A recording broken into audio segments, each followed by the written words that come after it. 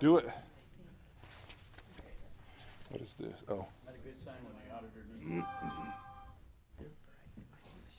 And I don't know that for sure, so, I mean, don't say anything. I think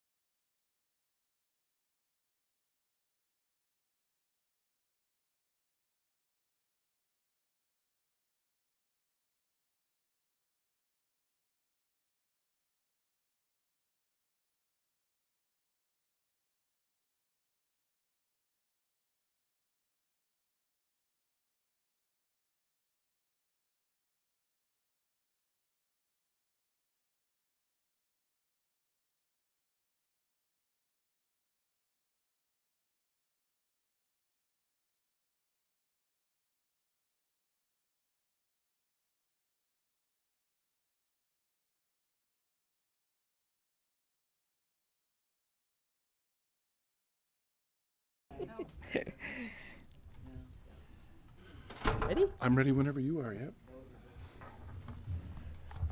T plus 1 minute. Hey, we will get started with Iron County Commission today, Monday, the 9th of May, 2022.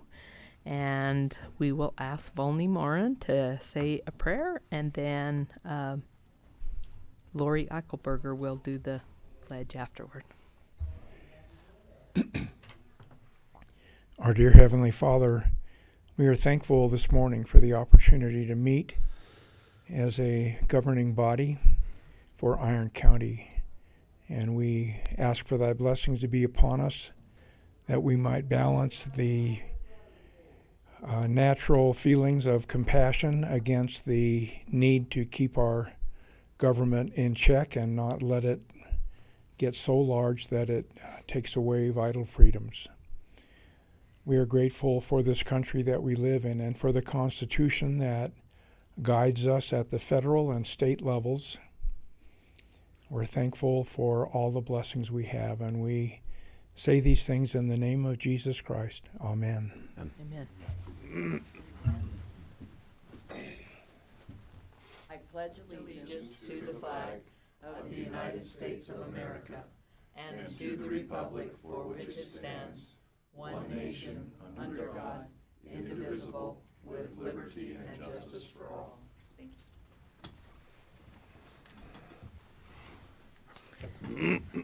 Thank you, both of you. We will move to departmental reports. Chad is excused today. He couldn't be here. Oh, we got to do, yes. Let's get a motion to approve March 31st, 2022 meeting. I'll move to approve the minutes from our March 31st, 2022 meeting. Second. Moved and seconded. All in favor? Aye. Aye. Okay, and then an approval for the claims. Move to approve the claims for payment from April 25th, 2022 to May 8th, 2022. Second. Moved and seconded. All in favor? Aye. Aye. Motion carries. Okay, now we can get to the... Chad is excused today. He couldn't be here. We'll go ahead with Stephanie with CJC.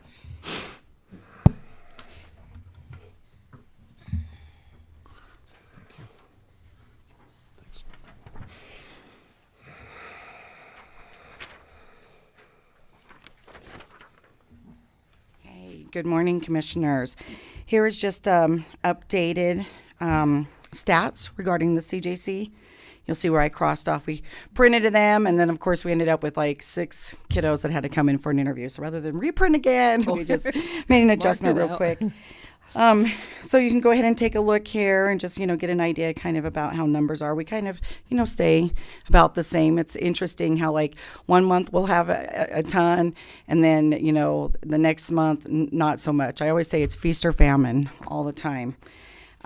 So if you have any questions in regard to that, it's got all of our Iron, Beaver, Cane, and Garfield cases on there, as well as our medical exams that we do as well.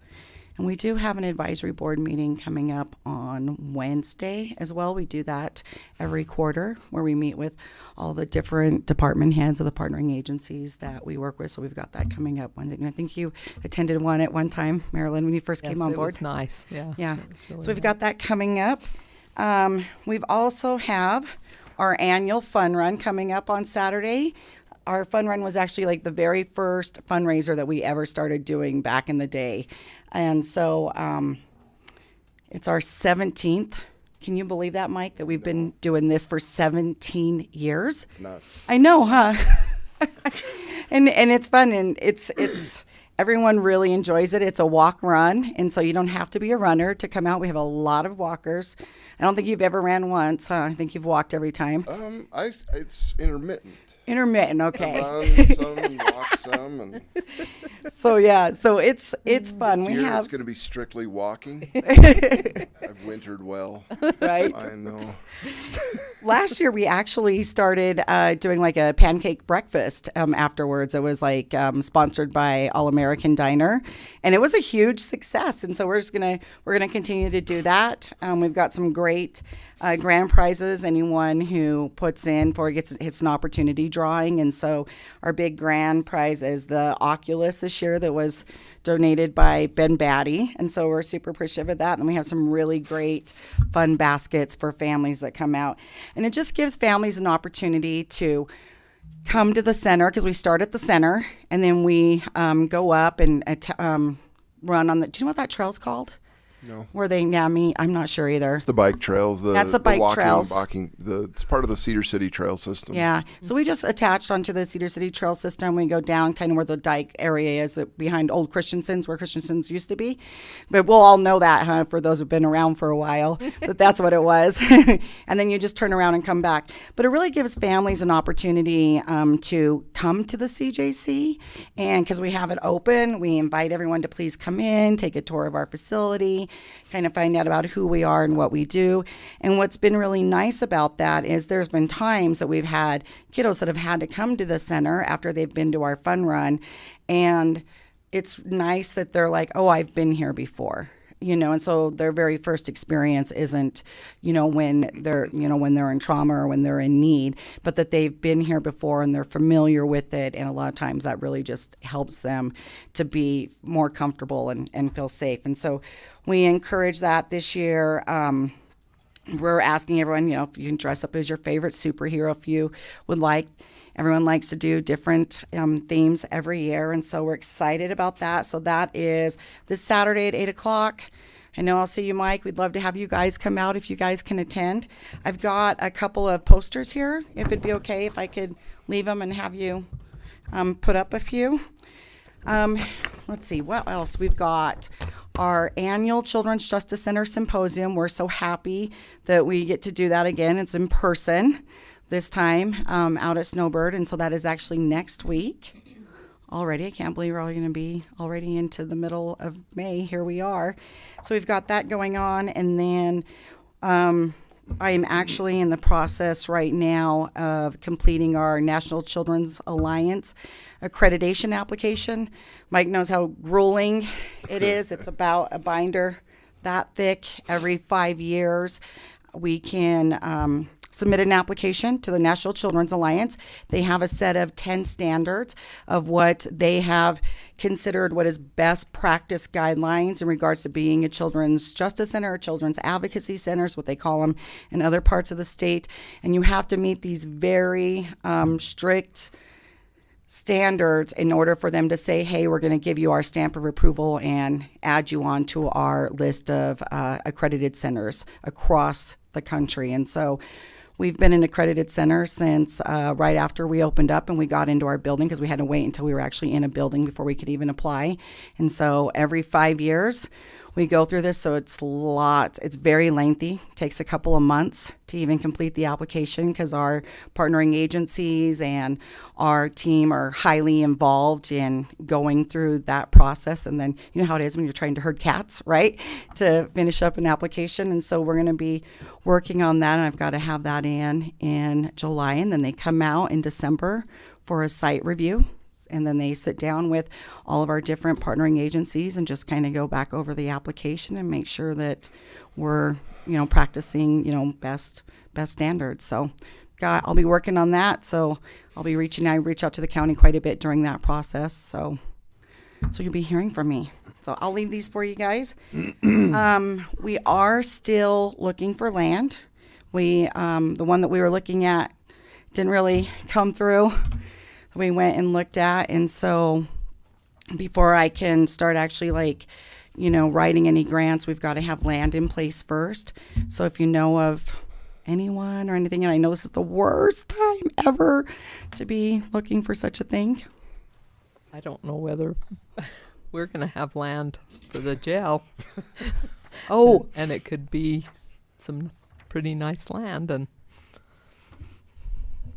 extra. That's a possibility. We street, could definitely look at that, but we're looking, and that was the biggest things. It was, like when Jennifer was here with me last time is when we do our case staffings at any point in time, we've got 45 cars, parked out front from everyone that has to come in order to attend that meeting. So we've got to have a little, quite a bit of area. So that's where we're at. So we'll have to talk and see what we can do. That's a possibility. I'm just saying that, we'll have to get together, because once I've got the land established, then I can really start going after those grants through the Sorensen and the Eccles Foundation in regards to helping build it.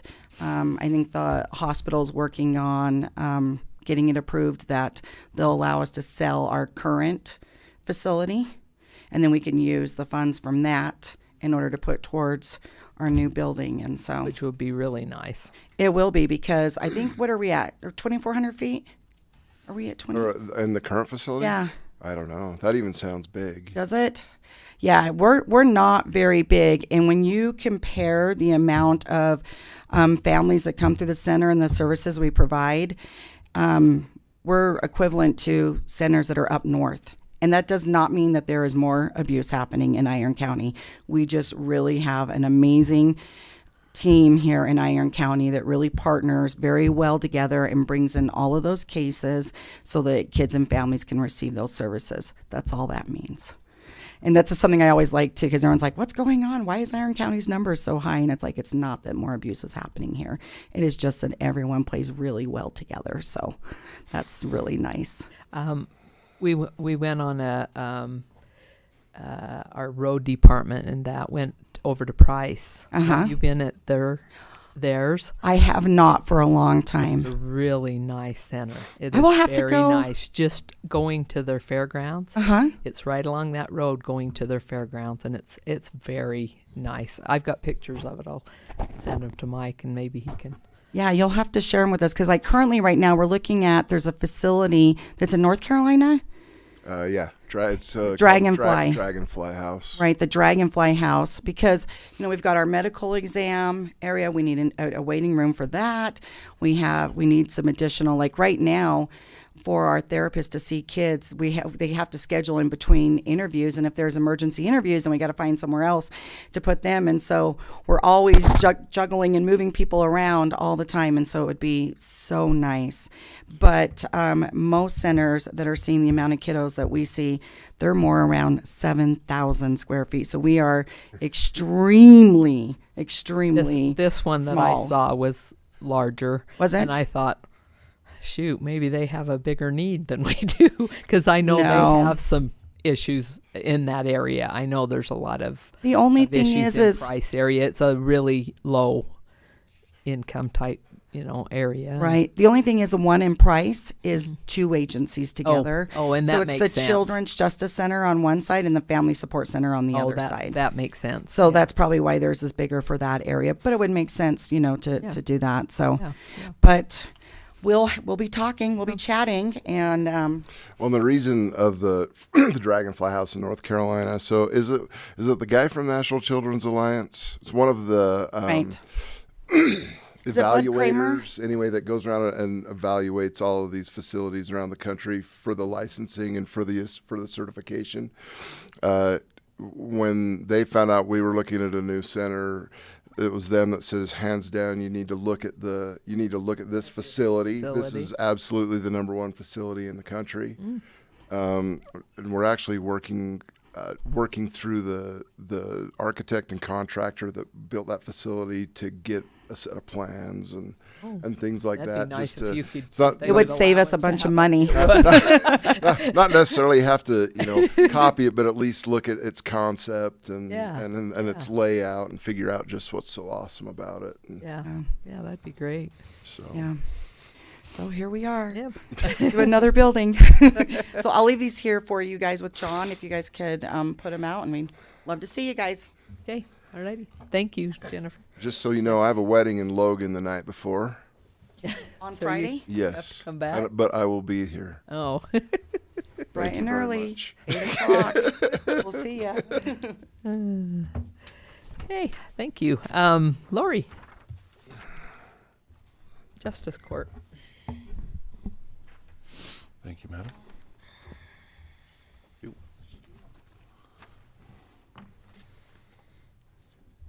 Thank you. Good morning, everyone. Stephanie took off, but I have to tell you, it's always hard to follow her. She's got such tremendous energy and passion for what she does, and it's I hate to say that it's interesting because it's such a sad subject, but she does a nice job. So from a budgetary standpoint, I was just going to cover January through March. That's the top sheet. We are slightly under budget, so no issues there unless you have any questions.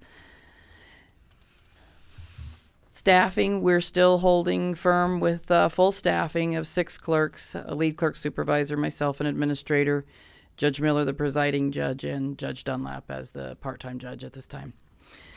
So a total of 10. I prepared the monthly justice court reports. So the second sheet there, I just cover some of the, the most cited charges. And a lot of them are down with the exception of assaults this year. And that's not DVs, that's just assaults. They are the only one that's kind of had a marked increase. Everything else is slightly down. And you'll see on the citation report, and again, never to be, just reporting the facts there, still UHP trending a little less than they normally do. So I know that they were impacted by some staffing changes, and that's probably what accounts for that. From a revenue collected standpoint, you can see the court has a difference of $56,000 less in collection of revenue this year. Dispersed, so that's what goes to the state, and slightly less there, $14,000, and then what was retained by the county is off by $41,000. The only other report, which is the last one there, is just that citation comparison showing you the 3 largest agencies, LEAs, Cedar City Police Department, Iron County Sheriff's, and UHP. And I'm telling you, I am sorry, but that is all I have. Hey, there's no drama. Don't be attached to sorry. that. That's Don't be fine. sorry. Like, it's short and sweet, and we did just pass our BCI audit, and did real well with that. And they do that every 3 years, so that was good. And we always like to have that stuff taken care of and behind us. We utilize a lot of that information, so it's important that we be able to retain using it. And if you have any questions for me, shoot. These numbers are way up, right? No, they're down. Oh, they're down from Yeah. last year. In terms of just the count of citations, yeah. Yeah, which, has a slight impact. I really have to think that a lot of that is just coming out of COVID and the way that the LEAs maybe had to approach Differently. differently. Yeah. Mike, would you say that might have bearing? I think that might have a little bit of bearing. I think just everybody's struggling with staff. Yeah. Everybody's struggling with staff. Where there's an opportunity to go do proactive traffic control, there's just not as much. To be able to do that in part. all 3 agencies. Right. Across the board, I think Wow. that's an issue. Struggling. And I have to All of us. knock on wood because, we've certainly had our share of issues when it comes to But staffing. you're fully and currently staffed right now. we're, and we've got a nice staff and everybody's, working hard and working well. So, Yeah, that's great. yeah. All right. I think we've been lucky in Iron County, at least with the sheriff's office. And I speak for the sheriff's office; they're not here, but we've been lucky to keep our traffic division out and moving. Yeah. I went to St. George on Saturday. No, I didn't. For the Iron Man. No, Oh. negative. I Negative. avoided it like the plague on Saturday. It's kind of hard to avoid the traffic. I went. there. I think I went on Friday. My buddy and I were going to ride our motorcycles down to Canaraville and get some Linsky's lunch, and we said as long as we're headed this way, let's just go to Wild Wings.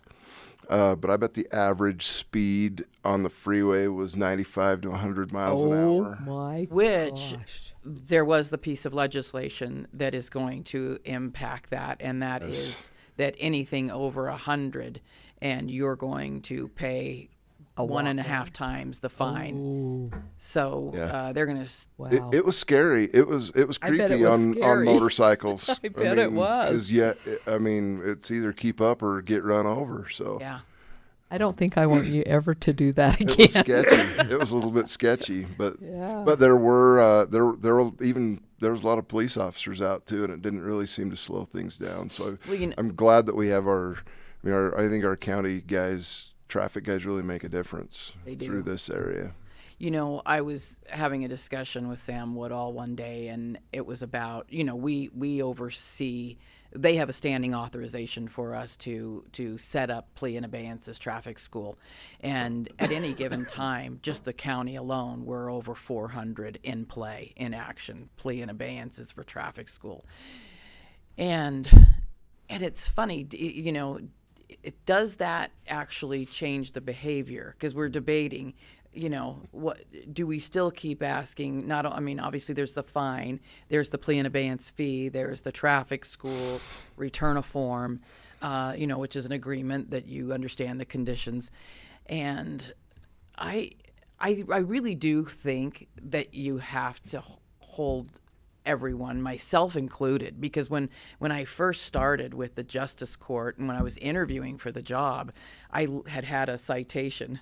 One of the troopers caught me right there by the sheriff's office, and so there I am. I'm interviewing for the job, and I'm going to to pay off this ticket and set up this plea and abeyance, and kind of made the joke when I got there because some of the people recognized me from the interview process, and I said, well, I just wanted to see how this process worked. So Market research. Market research.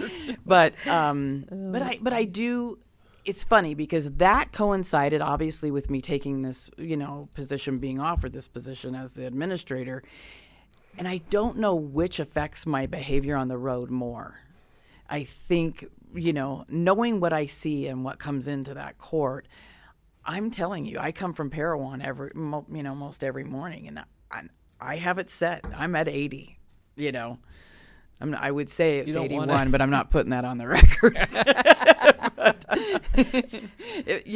So I do, and I know people fly by me every day. Every day. Yeah, Yep. and 80 is plenty fast. Yeah. And I just think with new vehicles too, if you don't have the ability to set your cruise control, you really don't understand how fast you're going because it's such a smooth ride. Oh, yeah. Anyway, thank you. Okay, thanks, Appreciate it. Lori. Thanks, Yep. Lori.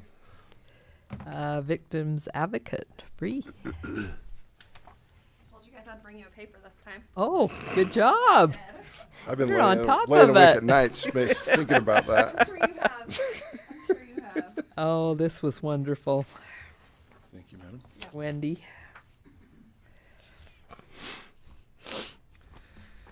I slaved over this. I hope you guys know that. So on here, there's some fancy charts. But so we served 231 victims this last quarter. 140 of those were new. Yep. Is that better? Okay. So we served 231 victims this last quarter. 140 of them were new. And then just some of the victimizations that we cover, there were 66 that were adult physical assault, 21 that were adult sexual assault, 5 burglaries, 17 child physical abuse or neglect, 58 child sexual abuse victims, and that includes the child, but also whatever caregiver we might be working with. And then 56 domestic violence victims and 19 stalking and harassment. So that's not all of the services that we provide or all of the victimizations that we provide, but those are kind of some of the big ones. And then you can see on the graph there the different ages. So the majority of the individuals that we served were between the ages of 25 and 59. And then the majority of them were female. So 179 were female and 50 were male. I can't read today, apparently. And then I love to embarrass Wendy and Jaden whenever I can. So I put Wendy's face on here because she deserves all of the recognition. She was awarded the Sexual Assault Awareness Month Award, and it wasn't last quarter. This was in April, but I wanted to include it anyways, from the Utah Coalition Against Sexual Assault. So it was kind of a big deal. We were at Moab for a training, and she got an email, and she's like, Bree, what do I do? What do I do for this? And I was like, well, you're going. So, so it was nice. Lieutenant Mitchell was gracious enough to cover a hotel room for her and some per diem. Jaden and I went up that same day to go in and congratulate her, and Dan went up also. So we were grateful that she was able to go up and accept that award. And it was interesting because in the comments, the person that had nominated her was actually the director of Canyon Creek. And I didn't know this, but apparently we're pretty unique in that we work really well with others. So we're systems advocates. Canyon Creek is a community advocate, and it was when Wendy was given the award, the woman who gave it to her commented that it's a unique relationship that we have with Canyon Creek. Typically, systems advocates and community advocates don't really play well in the sandbox together. And in my conversations with Kate, who's the director of Canyon Creek, she's been contacted by other people and asked how we maintain this relationship. So I thought that was pretty awesome. But Wendy is an awesome advocate. If you've ever met her, you know that she doesn't back down, right, Mike? She's a pretty good advocate for everybody, and she's got a long history of knowledge, and she's put a lot of research and a lot of time and heart into what she does. So she often goes above and beyond what's needed of her. Every quarter I try and ask Wendy and Jaden what their personal kudos were, what their proud moments were. And Wendy had worked with a family in a jury trial. So COVID came, and all these cases that couldn't go to trial are just now starting to hit trial, right? And so it's kind of messed up our court system, and it's frustrating for victims, and it's hard for them because they've now waited for 2 years to get the justice in there. So Wendy worked with a family for the past 2 years pretty much on this child abuse case, and so she was able to go give support to the victims and to the family members in court, and the defendant was charged, he was found guilty on all charges. So that was a big thing for her, that after spending all this time with these victims and getting to know them and hearing their struggles, that they were able to get that justice in that sense. Jaden he was really proud of just maintaining his everyday work schedule, which sometimes is really hard because we get a lot of cases and burnout's really easy in this position. But he also has done a lot of call outs, and he had spent 3 hours in the ER with a victim on one of those, just to make sure that they were able to get the testing done to ensure that they didn't have a concussion or anything like that. And if you ever talk to a victim, sometimes it's the simple things like sitting with them and them not being alone in the ER, that's helpful for them. I've worked really hard with the jail to ensure that we're making notifications of victims. There's been a couple gaps that I've tried to help resolve. And so we implemented a new no contact order that kind of hits that spot between when somebody's arrested and when they're released and are given a no contact order. Essentially, there was a gap there where perpetrators weren't being told that they couldn't contact their victim. So then we see them contacting their victim, and so we're implementing that. And I just did training with my office, and I plan on following up with the other offices to see if they need support in implementing that form. We attended SWAVA, which is a statewide advocacy training in Moab. We were able to collaborate with them or with different advocates, and that was nice.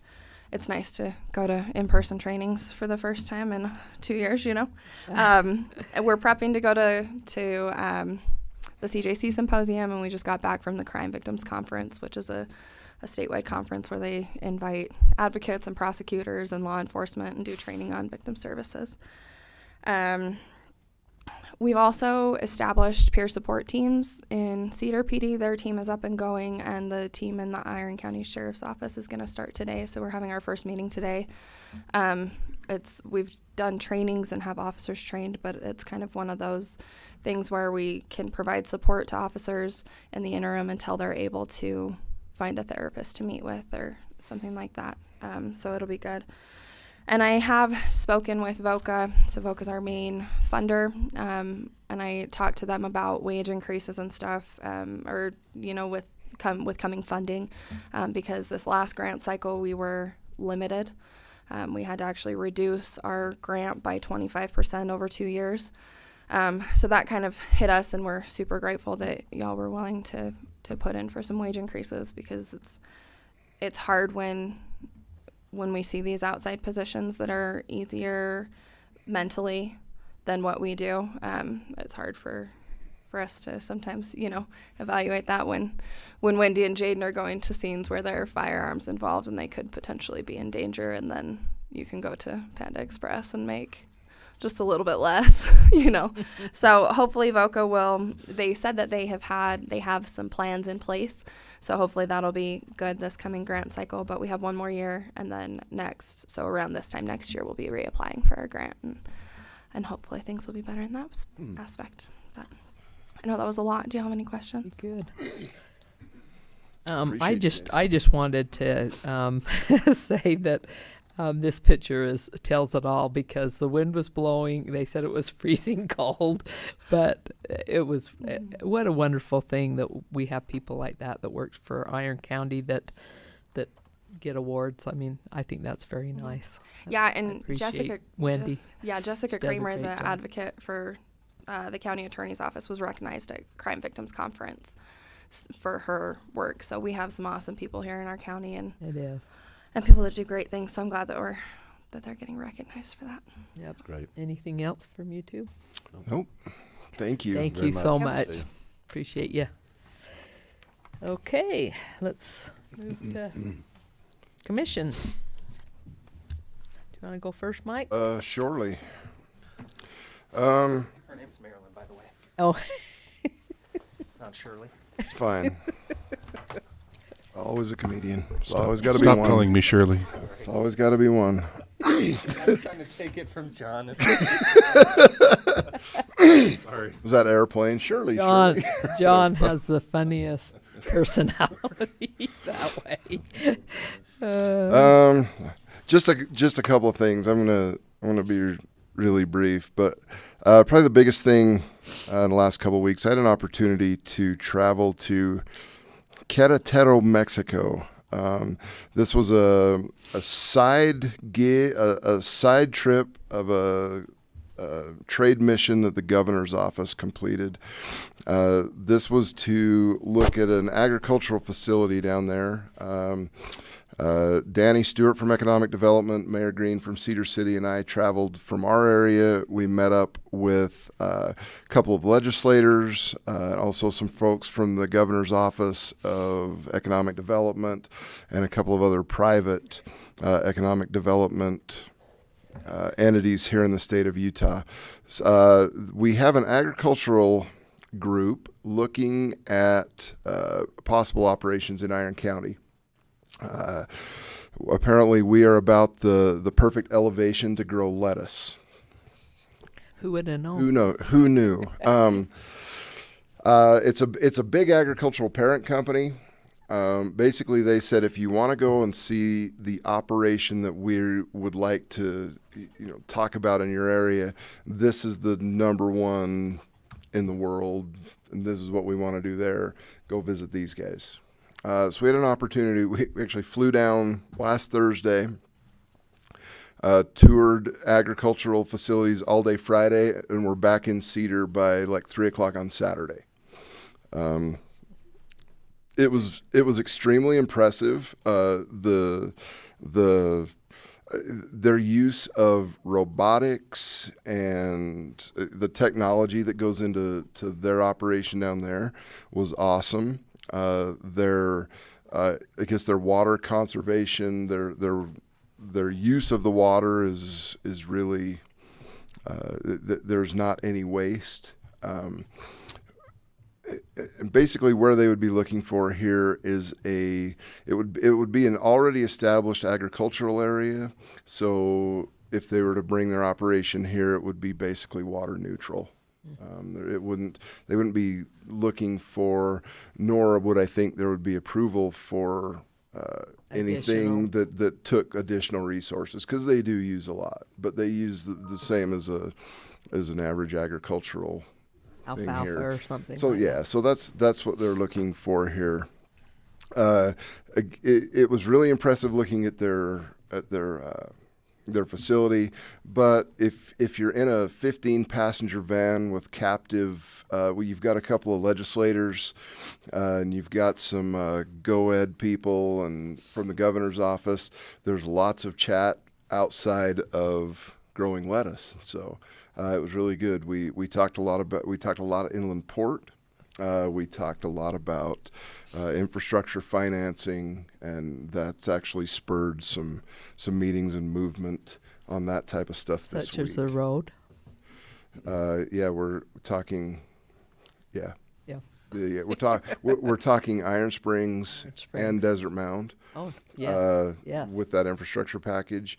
I also had a meeting this week with Stephen Lisenby as a follow-up to our meeting with the governor and his office, talking about the same thing. Danny's been coordinating with BZI to figure out what their needs are, to see what we need to do to get that transloading station moving forward, and the possibility of those road improvements to It's huge. to make it work. So we actually got a lot of work done on that, and looked at some.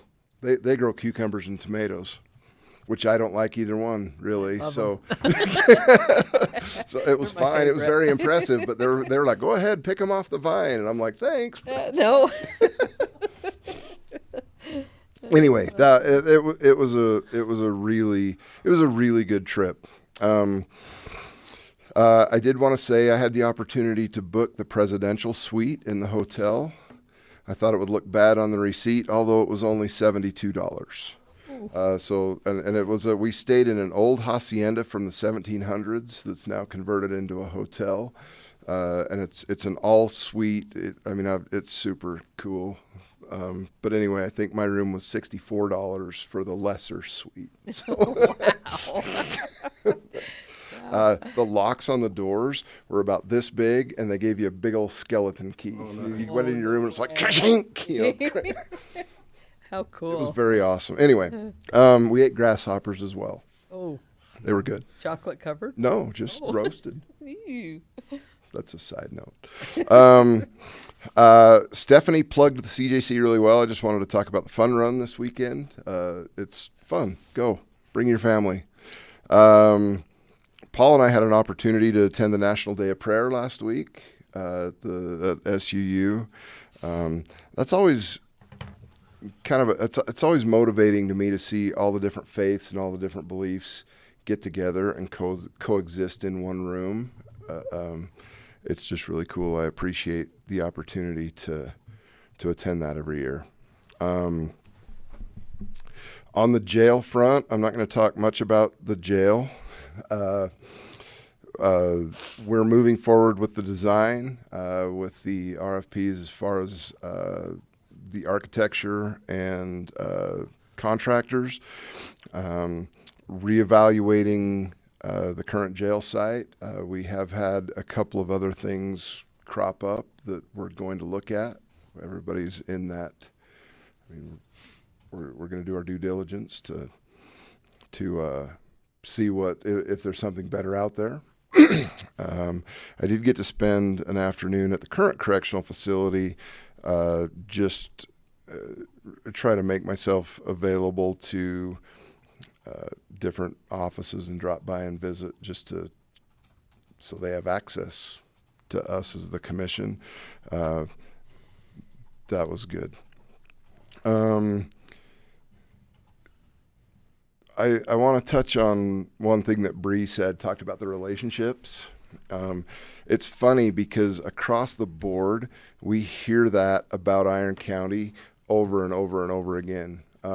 It's huge especially in our fire services. I was asked to take a national poll in a study about our local fire resources. They didn't want it. They wanted it from an administration standpoint, not from the firefighter standpoint. And so when I talked about the success in our communication and quarterly fire chief meetings and everything else, she's like, said no one ever. She's like, nobody ever. This just doesn't happen. I'm like, well, it's alive and well in Iron County. It goes the same way with a lot of the law enforcement things. We're just super lucky. Our spirit of cooperation and volunteerism. I mean, we're really an anomaly, even with our surrounding, even our bordering jurisdictions don't have what we have. They may have more money and some other resources, but they don't have the cooperation and the ability to get things done like we do. So I'm really proud of everybody in Iron County that comes together in these things. And it was awesome that Wendy was recognized that way, because that's absolutely the case. The last thing I want to say, my good friend, partner, mentor, partner in crime passed away this last week. Dave Holm, who's a neighbor of Paul's and of Volney's. Dave was instrumental in recruiting me into law enforcement. I grew up as a child in Dave's neighborhood playing with his kids. We were terrified of him. He was very scary. We never played at his house. We never even toilet papered his car. We toilet papered Terry's car, his Marilyn's brother who lived in the same, they were both police officers. We toilet papered his cop car, but Homer was too mean. And then later in life, as he became one of my best friends and we talked about these things, he probably really was that mean. It was probably a good thing that we didn't do those things. But he literally on at least one occasion saved my life on a call. He was the very first detective in the Iron County area that concentrated on child and sexual abuse and had some certifications that way back in the 80s before it was a thing. He was a great mentor, not only in law enforcement, but in the community with community scuba diving programs.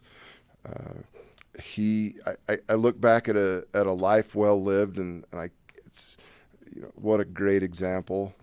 I just wanted to recognize him. His services were great. They were short and sweet. We had the opportunity to lay him to rest with law enforcement and military honors. And I just want to mention Dave and what a great asset he's been to our community, and sucks that he went a little earlier than he should. Too early, yeah, he was young. But that's all I've got. Okay. All right. So just a report on the fairgrounds. We've got the shade structure for the bleachers complete. The structure's complete. They still need to pour the 6-foot apron with the retaining wall. They're going to pour a 4-foot retaining wall in the front. They'll have a drop down, so as we talked about this before, where people can sit in their own chairs they bring, lawn chairs or whatever, all the way up to the arena. It's going to give us a lot more seating. The bleacher company is installing. In fact, I got a call from him just a minute ago. I must have a question. I'll call him during break. But they're over there putting the bleachers together now. They should have those assembled by Sunday. And so they're doing a great job. They've been very workable. I appreciate Carter Enterprises letting us use their lift. Saved us having to haul a forklift from Cedar City over.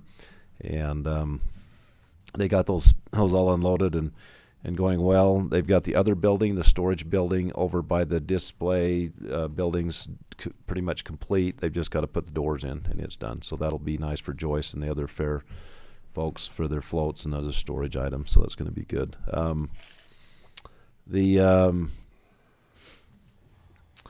One thing I wanted to talk about, we had a board meeting with the wastewater treatment plant. I'm on the board there, and it was very interesting. The takeaway I had, and I wish I'd have brought my papers with the numbers, but I didn't grab it. But it was interesting, with all the growth we've seen in Iron County, you would think the wastewater treatment plant would have grown a lot with the liquid, the waste that comes into that plant, but it hasn't hardly increased at all in the year. And I don't know if that's with folks moving in, the demographics are changing with retirees moving in that don't have a lot of children, or if people are being more frugal and more conservation minded with their water. And maybe it's both, but it was interesting to see that hasn't really increased in the year with all the growth we've seen. So kudos to everybody shutting off the water when you brush your teeth, Volney, and Hello, that's what I was just gonna say. So, and shorter showers. I don't know what else is going on, but it's good. It's a good thing. And I had an opportunity to meet with the sheriff's office on the 3rd and the 5th. They have a training. I appreciated their hospitality, letting me come speak to them. Their concerns were heard. I did listen, and we will be acting on some of those things as we discuss some of the retention issues and things as a commission. But it was a great opportunity to meet a lot of them and hear their concerns, and I wanted them to know that they were heard. And that's about all I have. Okay.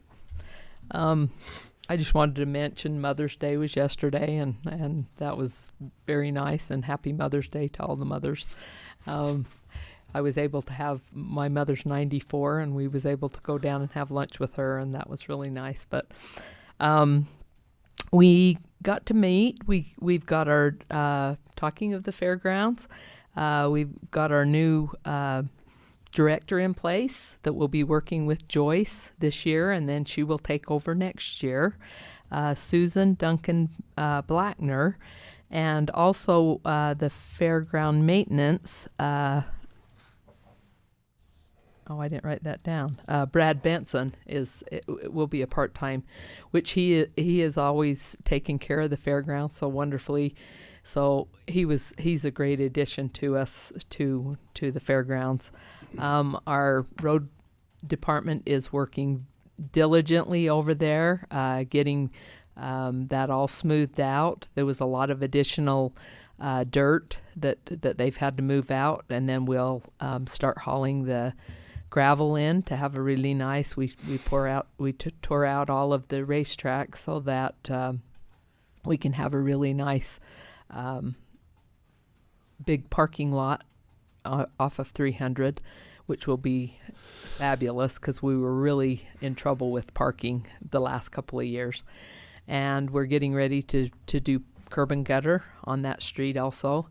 And then we'll be working on fencing and the ranch entrances that we've talked about doing. So I'm excited about that. We had a ICCC meeting over in Parowan. Paul and Mike weren't able to attend. They had other commitments, but it's the Iron County Coordinating Council, and that's where the commission and all the mayors and UDOT get together, and we discuss. And there again, like Mike said, I don't know that other communities do that, but it's so wonderful to work together to be able to decide what is the biggest needs for your community as far as roads and other things, and we give reports. It's interesting to be able to meet with those other mayors, and it's really fun to, I mean, all of us, they have a little food and that kind of thing, so it gives you time to visit with them. There's a lot of times that you don't get to do that throughout the year. So this coordinating council, a lot of, people stay afterward and visit and, talk to somebody that maybe they have an issue with or just want to talk. And that, I think that's just really, really a great meeting that we have every other month, I believe, is that. There is something coming up on May 18th. Sheriff Carpenter will be talking to the residents at 7 o'clock at the Cedar High School auditorium. He always does such an awesome job when he does these speeches that he's done several of. And so mark that on your calendar because that's always really neat to go to. I think that's anybody else have anything? John, do you have anything? No. You good? Nope. Sam? I'm good. Anything? You're good? All right. We'll adjourn and then come back at 10 o'clock for our regular 10 o'clock meeting. Thanks, everyone.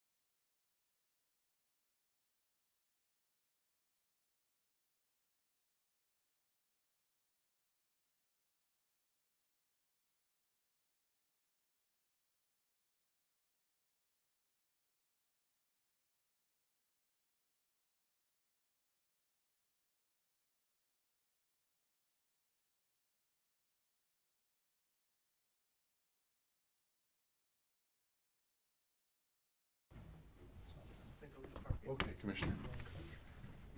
Okay. Welcome back to Iron County Commission meeting, the 10 o'clock meeting, Monday the 9th, May 2022. And we'll go to agenda item number 1, public hearing, discussion, and possible approval to vacate the road of 100 West Street in Summit. And we'll let John. Okay, so several things to explain here. I'm given to understand that there might be some confusion as to which section we're talking about. We are not talking about the piece over by Jack Noble. We're talking about the piece on 100 West, and that is as per the maps and the postings that I made in the newspaper and on the public notice website. I would suggest that the commissioners not take action today. I think where folks are here, it's probably good to have at least receive some public comment. What I would like to do is talk in a little more detail about what we've kind of discovered this morning. There's a conflict in the Utah Code. One section says that you need to make notice for 10 days, which I did.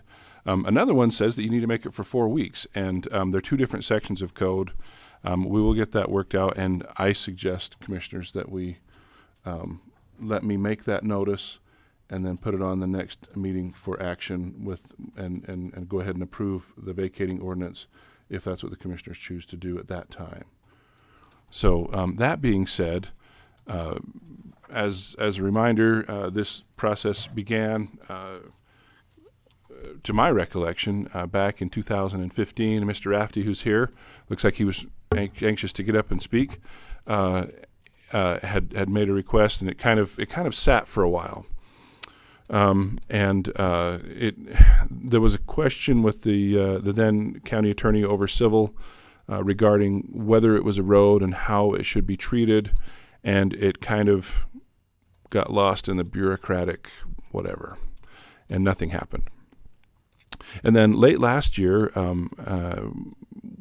it kind of came up again, and I put together a map, which I cannot find, and basically showed several options to the commissioners on places that they might, sections of road that they might vacate that weren't that might not be under use. Most of them were shown to be under use. There were 3 that kind of stood out. This is the first one. This is 100 West so this is Main Street here, and this is 100 South. This is Austin. This is Rafty. This is Hammond here. I believe this is now owned by Alan Daly again. This is the one that has been talked about and has been noticed so far. There was another bit of discussion back in the day regarding this on Steve Stevens, where he owns both sides, and he's here today. And that one was not considered by the commission. They actually acted and voted to act as petitioners for this other portion here on 100 West, but not this piece here, this extension of what I believe would be 100 East.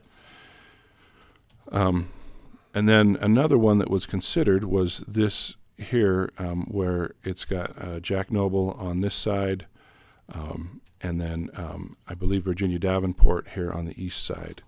This one was not considered, especially where there was a lot more thought and possibility for development happening here. That was kind of the similar one for the Steve Stevens here, that this larger piece to the south may yet be developed, and it would be perhaps irresponsible to vacate that road. One of the things that once we accomplish this process, I'm going to ask the county attorney to do is to send a letter to the folks that are occupying this property and saying, look, at some point you may have to move. It'll be up to him how sternly he words that letter. He's a pretty friendly guy, so. But the idea being is that the county has no interest in vacating those, and that at some point they may be used as a road, and that they may have to remove any property that they have from them. So that's it in a nutshell. The state law requires when a county or a municipality vacates a road that you split it down the center line of the roadway or the easement, and the adjacent owners are granted that property. There is, to clarify, it becomes part of that adjacent parcel. It's not like a separate parcel necessarily. And I don't know if Carrie would like to speak to that. I don't think she'd be too anxious to, but but no. Well, only it's just that it gets rolled into that piece. It's not like a separate piece that's now like somehow a legal lot of record. And that was one of the things that Reed wanted me to make sure that we understood. And separate description. Yes. Tax it under the same tax. Correct. Yeah. And if they were to resurvey it, then it could get rolled in or whatever. But it's not a new legal lot of record is the main driver there. And if somebody wanted to buy parts of that, then it becomes a situation just like any other where they would have to go through the subdivision process to have a new legal lot of record. So basically, at the point, if and when this goes through, Hammond will receive that half. For whatever reason, our GIS doesn't show the south line of the Austin piece, and I believe it's in line with that line right there. And so basically, on the east side, and I'm given to understand Alan Daly owns this, so Alan or his LLC would be conveyed that as part of the vacating ordinance. And then on the west side, the part that Brian Hammond is adjacent to, and I just happened to catch him at his house the other day, kind of talked it through with him. He would receive that, and then Bill Rafty would receive from there up until there on that side there, and that would be through the virtue of the vacating ordinance. This section of road, this 100 West in Summit, was always called closed road on the map.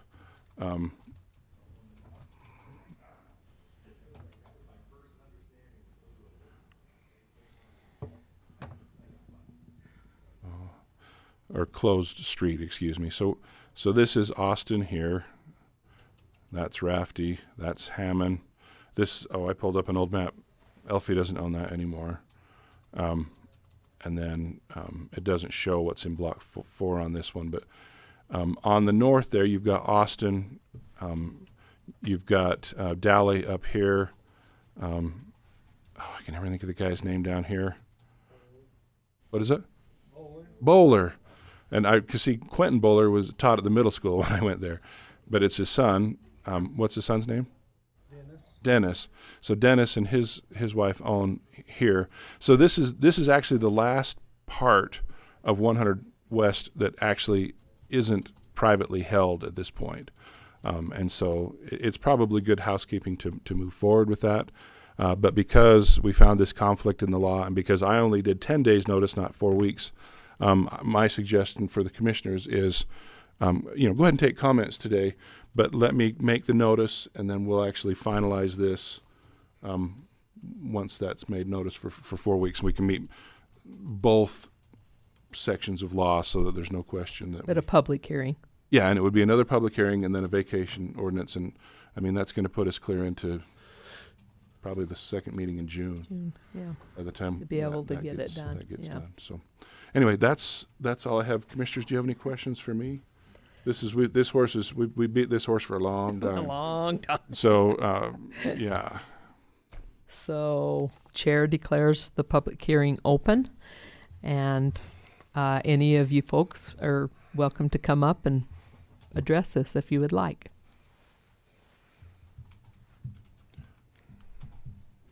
I have a question.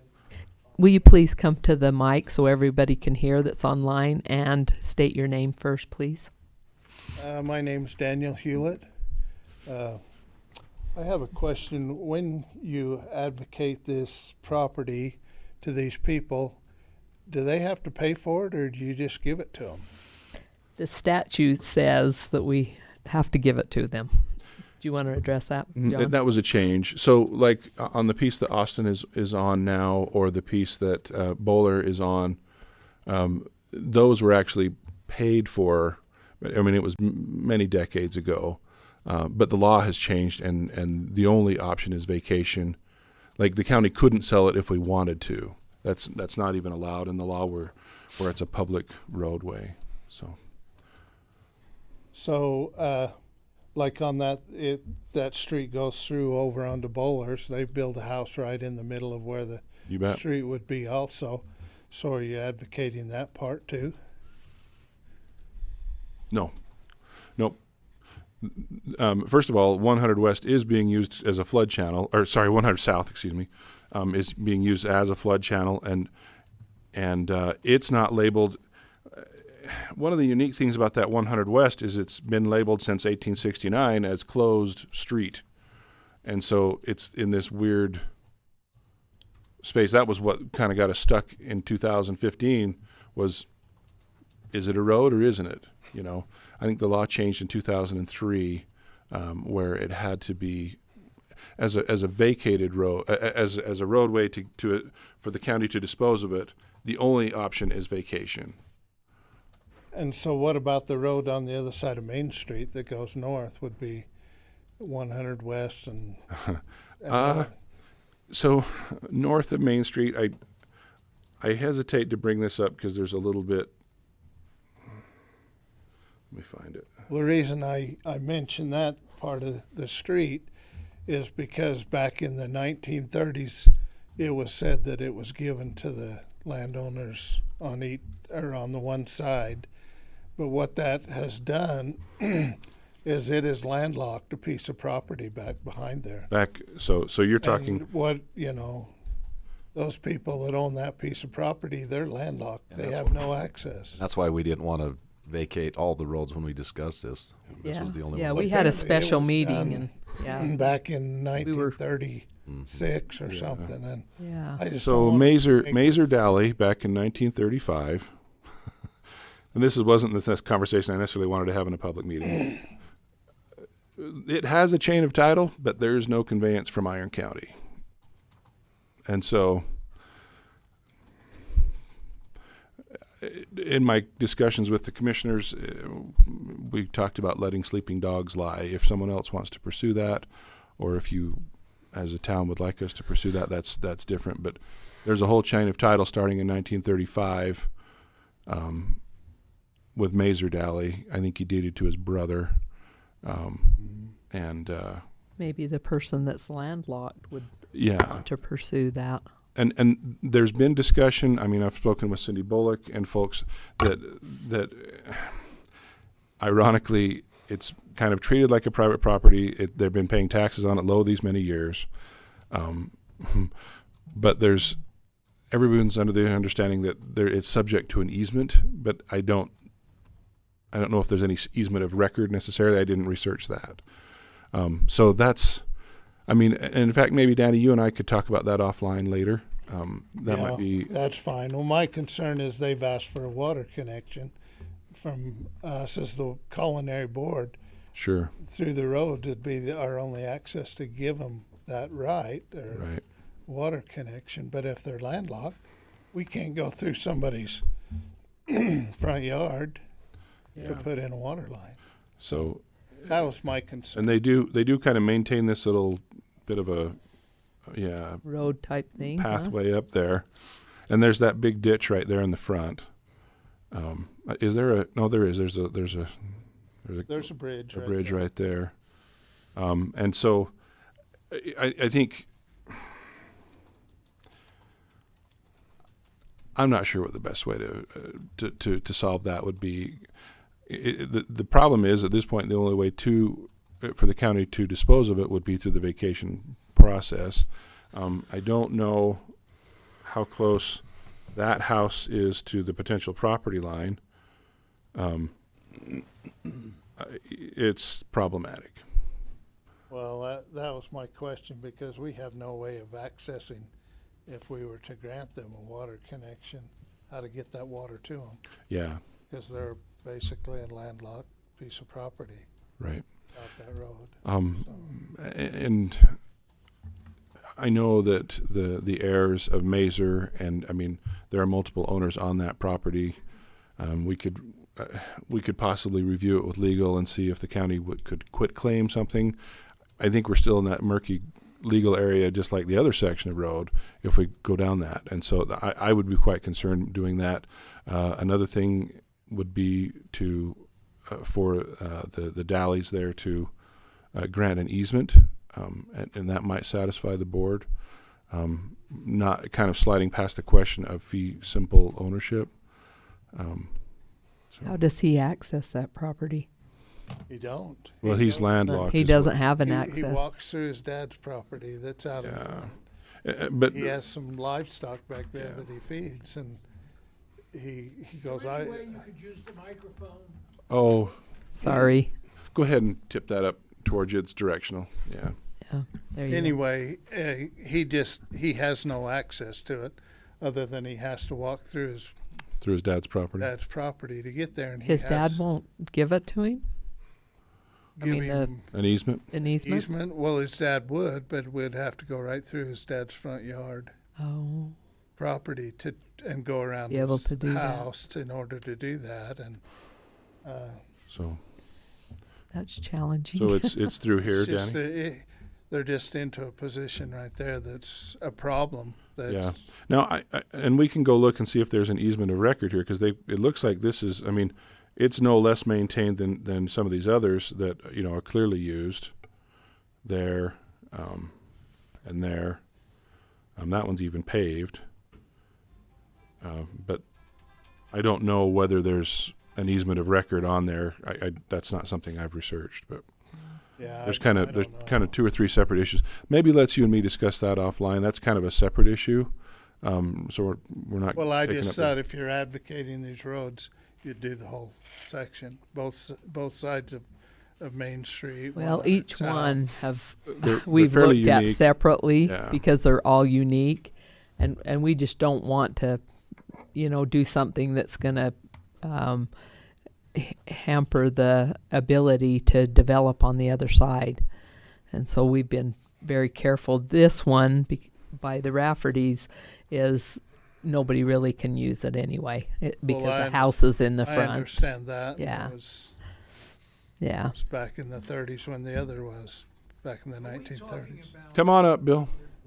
Come up. Come up. Come up. Come on up to the microphone, Bill. Bill, will you come up, please? Just keeps going around in circles.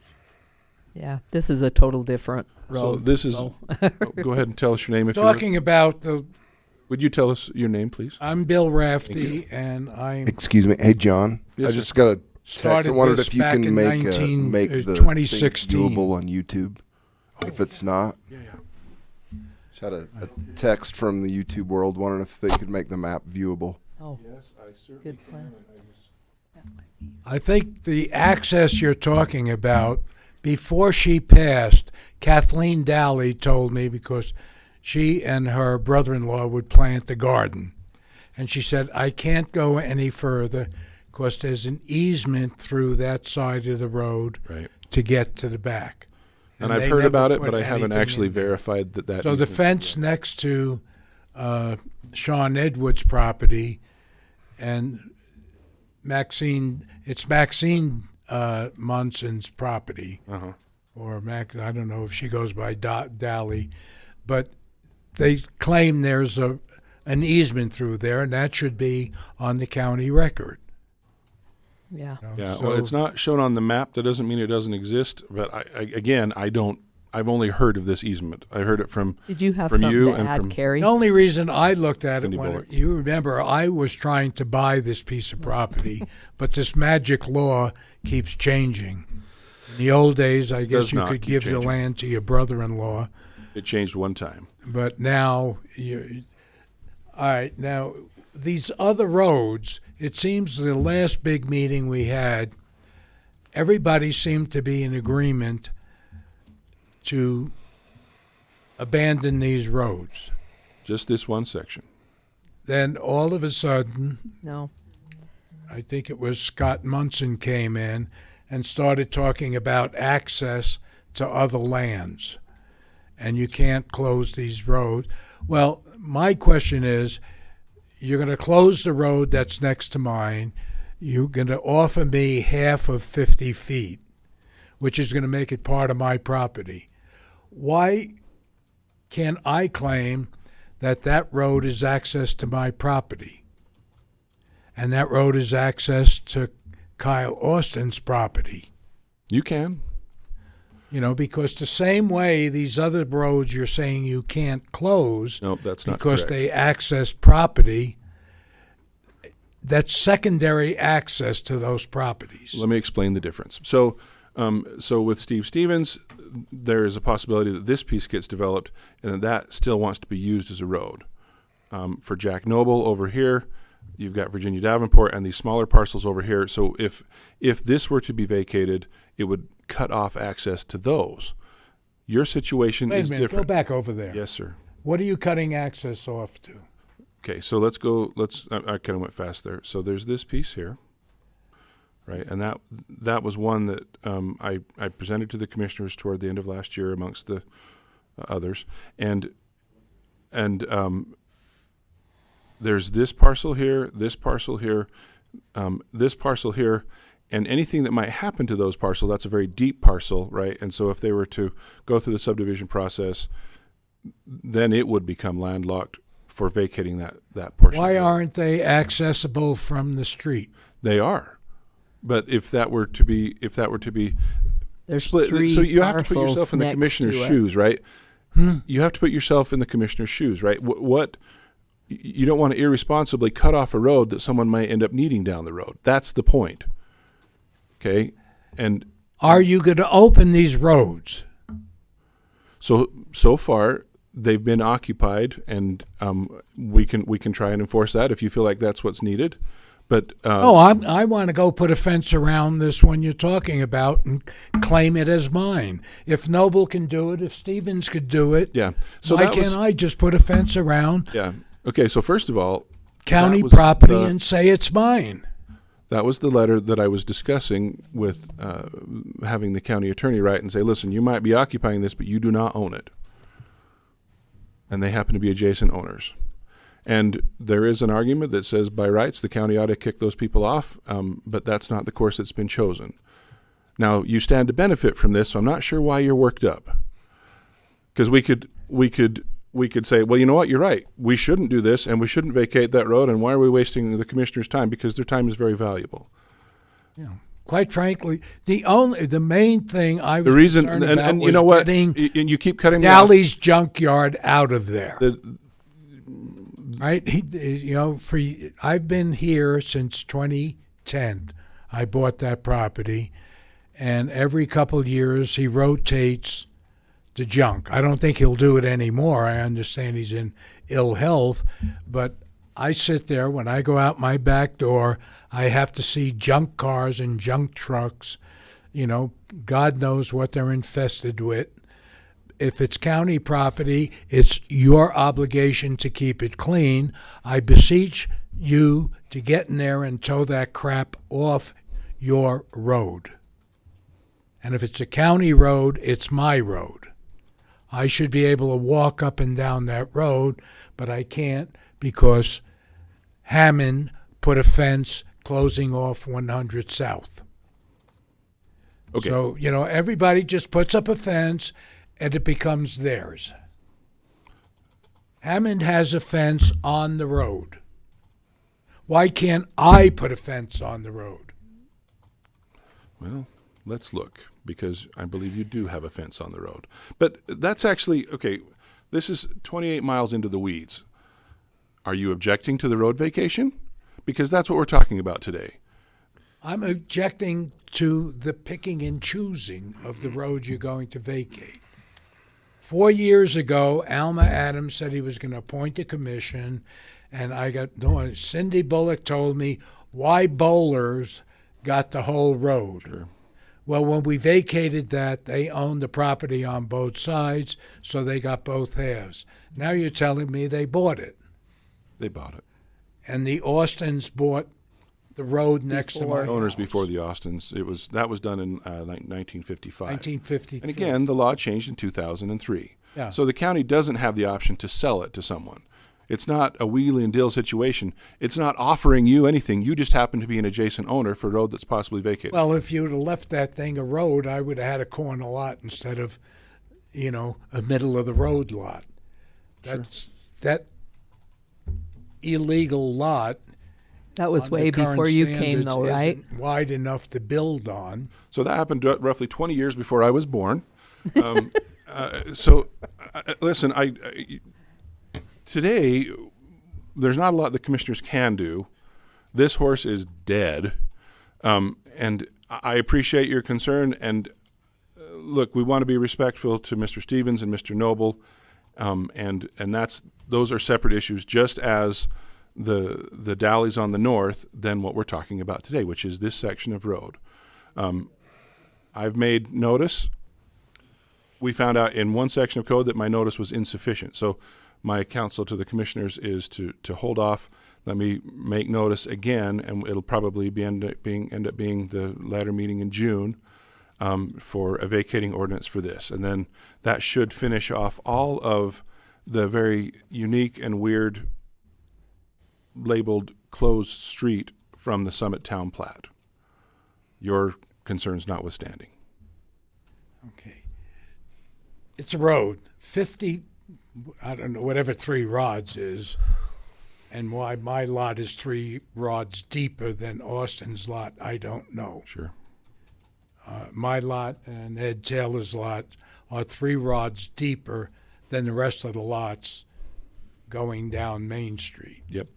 So I basically have 50 feet of the back of my property on a road. Yep. It's going to give you That's a a parcel of closed pimple. road. Yeah. Now, if you vacate that road, I no longer have access to it. I should be able to leave the back of my property, go down 100 west to 100 south, and get away. So to be clear, you're objecting to the road vacation. Yeah, I want it to be a road. It's Okay. a road, make Half it a road. In A half a road. the 7 years that you and I have talked about this, is the first time you've brought it up I in this way. tried to purchase either the full width of the road because I was going to build a guest house, or the whole road. That way I could get rid of the junk. And if That was it's- never an option since if 2000. you're using your argument now that you can't close the road that goes through Noble's land because it goes to Would this landlock your parcel? Davenport's Would it cut off land. any of your easements? Would this landlock your parcel? Would it cut off any of your easements? I don't understand your circular logic. Listen, you have access through Main Street, whereas Davenport would be cut off on the back if they were to subdivide. That's the deal. So, But they have access to the street too. sure. But that was the decision the Well, commissioners why can't made. I have 2 accesses? That was the decision the commissioners made to not pursue that one. And this one, which is very unique because it was entitled Closed Street. That one is not entitled Closed Street. So I guess I'm not sure where you're coming from, because now your story is different than the last 7 years I've talked to Well, you. because you changed it at the last meeting. What did we change? You said we can't. It sounded like everybody in this room was agreed to vacate those roads. Nope. It was just, in fact, Greg Johnson. I've was got minutes told- from the meeting, You know, and he owns both sides of 200 East. yeah, But you're telling him, well, we can't vacate that and give you hit because there's a gate down there that goes to Wasn't because of the Dali's gate. land. You know, so everything has been changed. Now we're down to this one little strip. And quite frankly, I don't need another hook on quite my frankly, we're not property doing it for your that benefit. I will be paying taxes on it. The rest of the people using county land are not paying taxes on it. As far as I'm concerned, they are squatters. That's correct. Now, can I be a squatter? Can I put a fence around that land and say it touches my land? We don't have a lot of precedent to stop you, but we're here to discuss the vacation of that section of road.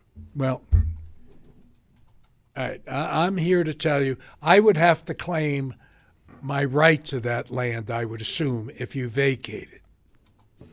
That would be another saying I'm entitled to 49 You could probably and a half give it to feet. your neighbors. Your neighbor would take it. Your neighbor probably take it if you don't want it.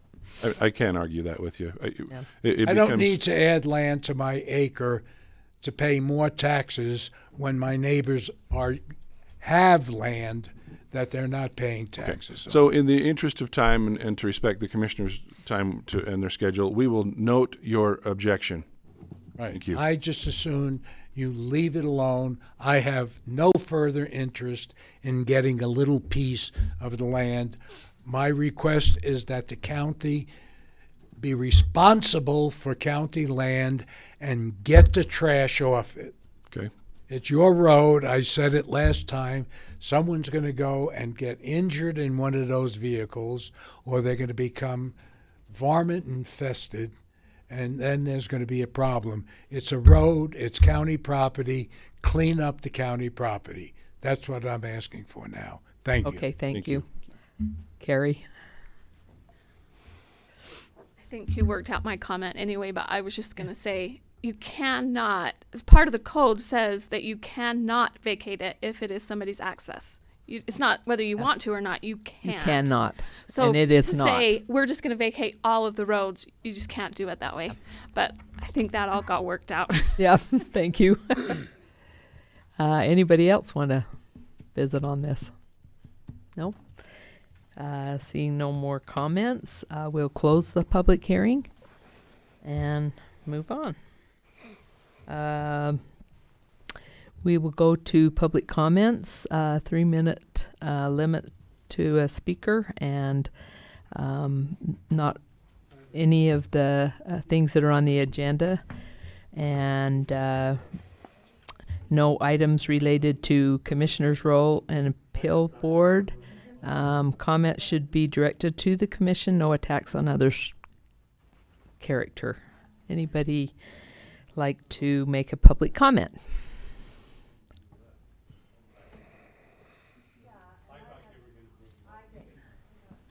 And I guess there's none, and we'll move on. Got one. Oh, He was being I thought he polite. was talking to somebody. I was going to wait for the gentleman there, but you're good. My name's Kyle Wilson, and I'm from Enterprise.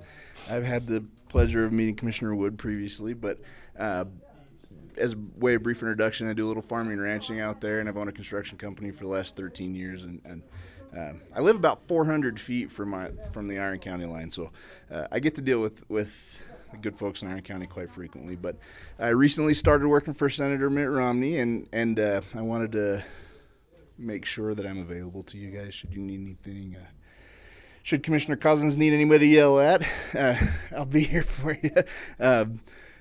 Yeah, I'm here to make you guys' lives easier if I can, if it's possible. And agricultural issues are my wheelhouse, so if I can help in any way, shape, or form, I hope you'll let me. Are you taking over for anybody else, or your new position entirely, or? Yeah, so Mr. Albrecht left about 6 months ago. Scott did, and so I will be his replacement. Yeah. Awesome. Could you leave us with your contact information? Absolutely, you bet. I will. I tell you what, I'll get on my phone, email you on my cell phone number right now. Very good. Awesome. Yep. Awesome. Yep. Thank All right. Thank Thank you. you. Good to meet you. Anyone else to comment? Okay, well, we will move along then to number 3, discussion and possible approval of local consent permit required by Warehouse Bar and Kitchen for the event Roots and Boots to be held at Iron Springs Resort on June 11th, 2022. Hi guys, I am I'm Peyton Crawford from Warehouse Bar and Kitchen in Cedar City, and we've been approached about doing 2 beer gardens, this one and then the next one on the agenda as well. And yeah, we've been doing quite a bit over the last summer and this summer, so we haven't done any out at Iron Springs yet, so it's my first time here. So Great. Very good. Can I ask you excuse me, can I ask you a general question about your establishment? yes, Is your full menu open? yes, it's been open for a year now. Okay. Yeah, I mean, it is smaller since we are considered more of a bar, but we have sliders and wings and We have some good food. Okay. That was my only question. And where is Yes, it for lunch. located? We are the old Toads building. Oh, yeah. It's yeah. 432 North 100 I wondered West. if that's what it was. Yeah. Oh, very good. I used to eat a lot of lunch there. And We so have I'm looking, and I'm better always lunch. looking for a new lunch item or Our new lunch. fries are amazing. Okay, that's really all I wanted to know. Thanks. Very good. I guess we could call for a motion. I would move for approval of local consent permit requested by the Warehouse Bar and Kitchen for the event Roots and Boots to be held at Iron Springs Resort on June 11th, 2022. She also mentioned that she's here on item 4. Should we, as my question, can we just do those together? Okay, I'd also move for approval of the local consent permit requested by Warehouse Bar and Kitchen for the event Chris Peterson Concert to be held at Iron Springs Resort on July 23rd. Second. Moved and seconded. All in favor? Aye. Aye. Thank you. Okay. Motion carries. All right. Very good. Thank you. Thanks, Reed. Okay, we'll move to number 5, discussion on possible commitment to the Parowan Prevention Coalition of $10,000 per year for 5 years. And we've got Brianne Beater. Yes, hi. Hi. So I'm Brianne Veeder. I am a prevention specialist at the Southwest Behavioral Health Center. Back in your last March meeting, Logan Reed, the director of prevention services here in Southwest, came and presented the idea of us starting a coalition in Parowan that would focus on substance use and mental health, as well as the idea of creating a part-time position to help with those prevention efforts. We have started a coalition. We're at the beginning stages. The coalition helped draft and sign a letter to the commissioners. I brought a copy. Would you like one? Absolutely. Did you happen to send that to Chanel? I did. Yeah, that's in the packet here. Thank you.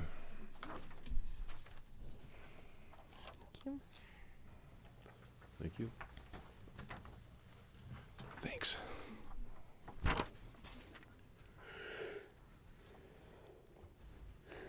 So I have a question real quick. So it's just, so you're out of Cedar City. Yes. In that, and Parowan would be the only other town that you would have a part-time person in? Yes. So we do have an Iron County Prevention Coalition. Yeah. This is housed through the Southwest Center as well. Yeah. But this is very specific to Parowan, and the services will be specific to that city. And Was there a reason? Was there a reason why Parowan was singled out? I mean, did they have more incidents? It was for a number of different reasons. One, we do, with the Iron County Coalition, we do a lot of events, but it's always housed in Cedar, and so not a whole lot of participation was coming through Parowan because of just the travel of getting there. Mm-hmm. And access and all that. And the data did show that Parowan is kind of... It's a need. It's a need. The risk factors are going up. The protective factors are trending down. And those are things to be concerned about. And they also seem very open to the idea. So we can come in and present the idea to the city, and they may not feel like it's needed, but they are very open and very supportive of this. Okay. So the letter, as you might have read, it just states that, Parowan is a smaller community with limited resources. As you guys know, the pool has been shut down and the fairgrounds has been designated for county use. Now, one thing on that, I read that. Oh, okay. Is that wrong? It's not, no.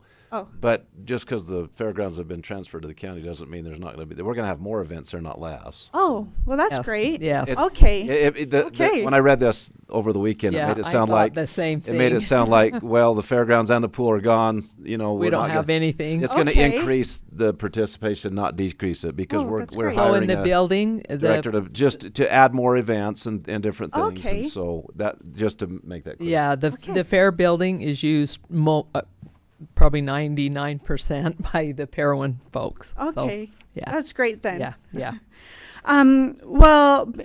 Just as an overall limited resources, and this increases the importance and the need for the community coalition so that we can help implement the pro-social activities for youth and families. The community, like I said, it has been working on creating a functional and successful coalition. But to be as successful as it can be, we really need a part-time position who's housed here in Parowan to help run the prevention efforts. Southwest Behavioral Health Center is willing to provide training, supervision, and coaching for this position. And the city of Parowan is donating office space and other resources. The Utah Division of Substance Use and Mental Health and the Southwest Behavioral Health Center are also willing to donate or contribute training funds and an operating budget to the coalition. But we ask that the city and the county come up with the initial funds. I did meet with the Parowan City Council, and they are willing to provide the office space as well as some financial support, and they are meeting to discuss the details of that. If the county is willing to then provide $10,000, both the Utah Division of Substance Use and Mental Health and the Southwest Behavioral Health Center are willing to contribute $10,000 each per year. This will be a total of $30,000 per year for 5 years, along with whatever the Parowan City has decided they could contribute. So I'm here to formally request that the Iron County Commission commit $10,000 for 5 years to the Parowan Prevention Coalition. In turn, the coalition will implement the Communities That Care prevention model. This is an evidence-based model for developing effective community prevention. We will also establish a strategic action plan targeting identified risk and protective factors, implement the action plan, and evaluate impacts. We will provide a yearly report to the commission showing the accomplishment of action items.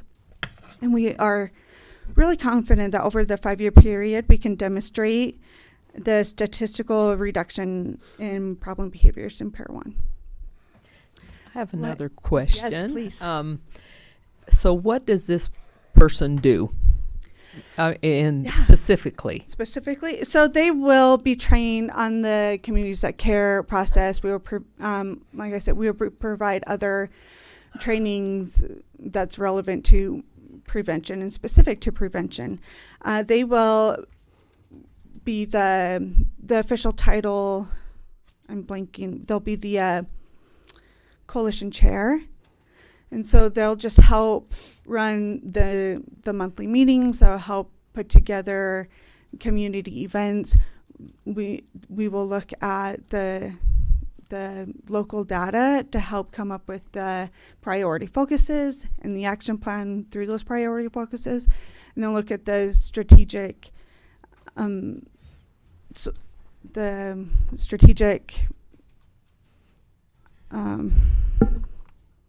I'm nervous and my really just come up with the so events. Do they to help identify combat. these people that are at risk? Is that, I mean, how do they find the people? It's more of universal prevention. So if we look at some of the data, and I probably should have brought some of that data that Logan Reed showed you last time we were here, but it shows different things. It shows that Depression is going up, specifically in 8th graders, and they're reporting, and not just depression, but it shows that they're using combustible cigarettes a lot more. And again, this is very specific to 8th graders as well. And they're reporting reasons why, or because there's no pro-social activities, and the family bonding is going down. And these are what the youth are reporting. And so we go through what the youth are reporting, and we do gather other data through the community. But right now, the biggest source of data is the SHARPS data through the schools. And so go into the schools? Yeah, they go into schools. This person, this part-time person. Yeah. They could. Right now, I go into the schools and I teach a Hope for Tomorrow program. It's during lunch, so I bring lunch, and I teach life skills and coping skills. We talk about suicide prevention and really just have a safe space for the kids to have these conversations. But again, we look at the data, and we choose, maybe we see, the family attachment's going down, so we will put on, for an example, a community event where we really talk about the importance of family bonding and the importance of monitoring and setting boundaries with your kids, and create opportunities for them to bond with their kids. So the people that are having these issues, how do you get them out? Because they're usually not the ones that engage that way. It's true. I think it's through, again, a lot of different strategies. We first want to create an opportunity, and Parowan, because of the lack of resources, don't have a lot of opportunities for families to go out and do things. They don't have the bowling alley or maybe the aquatic center, and so it's hard for families to do something together.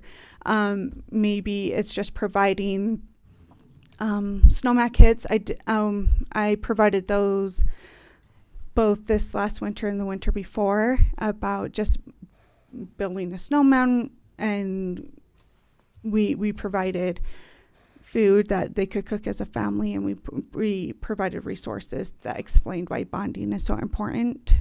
And research shows that eating one meal 5 times a week reduces the risk of underage drinking by 33%. Yeah. Could you remind me who the leader of the coalition is in Cedar? Heidi Baxley. Okay. I couldn't come up with Heidi's name. Saved my life. Yes. Heidi Max Baxley. Baxley. Yeah. Okay. So, Brianne, this is honestly, this and Logan, when he came, it was very interesting. I serve on the board for the Behavioral Health Board, and our meetings this week, this hit me a little bit off guard, and I think maybe with these other 2 commissioners as well. Okay. We didn't really know this was coming. And it's not that I'm saying we won't support this, but I would like to table this until our next meeting. I want to talk to Michael Deal and some of our other board members on the behavioral health. You bet. And we meet this week and just learn a little bit more about this. I asked our auditor to see if so. This is a new program. We've never participated in this before, correct? This is brand new. Correct. Right. Yeah. Okay. I was at the city council in Parowan, and I knew about it, but these 2 didn't really know much about it. So I'd just like to vet a little more and just learn about it a little more and all the details. And then is that okay? And then we can maybe absolutely talk about this in our next. Are you?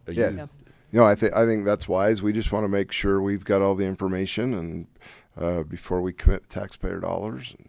And I'll say I've worked with the coalition in Cedar City and worked with Heidi in my role as law enforcement through the years, and it's been a really good thing. I really appreciate you guys' work. I really think it's made some awesome changes. So if we can wrap our heads around this a little bit more and kind of talk with the other agencies and we'll move forward from there, I think. We really appreciate you and what you're doing. Yeah, thank you. yes. So you would like me to come back on the agenda for 2 weeks. I think that'd be Yeah. good. I think that'll be That would fine, be and John will schedule that and get you on the agenda again, and Okay. I think that'd be good. Great. Thank you very I much. appreciate Thank you you guys. very Thank much. you. So I guess I'll make a motion to table this until the next commission meeting. Second. Moved and seconded. All in favor? Aye. Okay, that's on agenda 5. So we'll move on to 6. Discuss some possible approval of monuments replacement and restoration committee, and that is Harry. Hi. All right, so I've channeled my inner Dan a little bit, and I have a very short presentation. It is short. There's not a single graph or chart. Oh. There's also not any jokes, so it probably won't be as good as Dan's, but I have come up with something, and hopefully I can get this. We're to okay work. with that. So first of all, I'm just going to give you a little history on the Pls system, which is the Public Land Survey System. So in the 1700s, long time ago, the graphs are jokes. That's hilarious. just information, and probably boring information because we're starting in the 1700s. Hey, there are If pretty we didn't colors. if we didn't stream this, you wouldn't have to put up with that. It's all good. Dan just got credit for being in the meeting.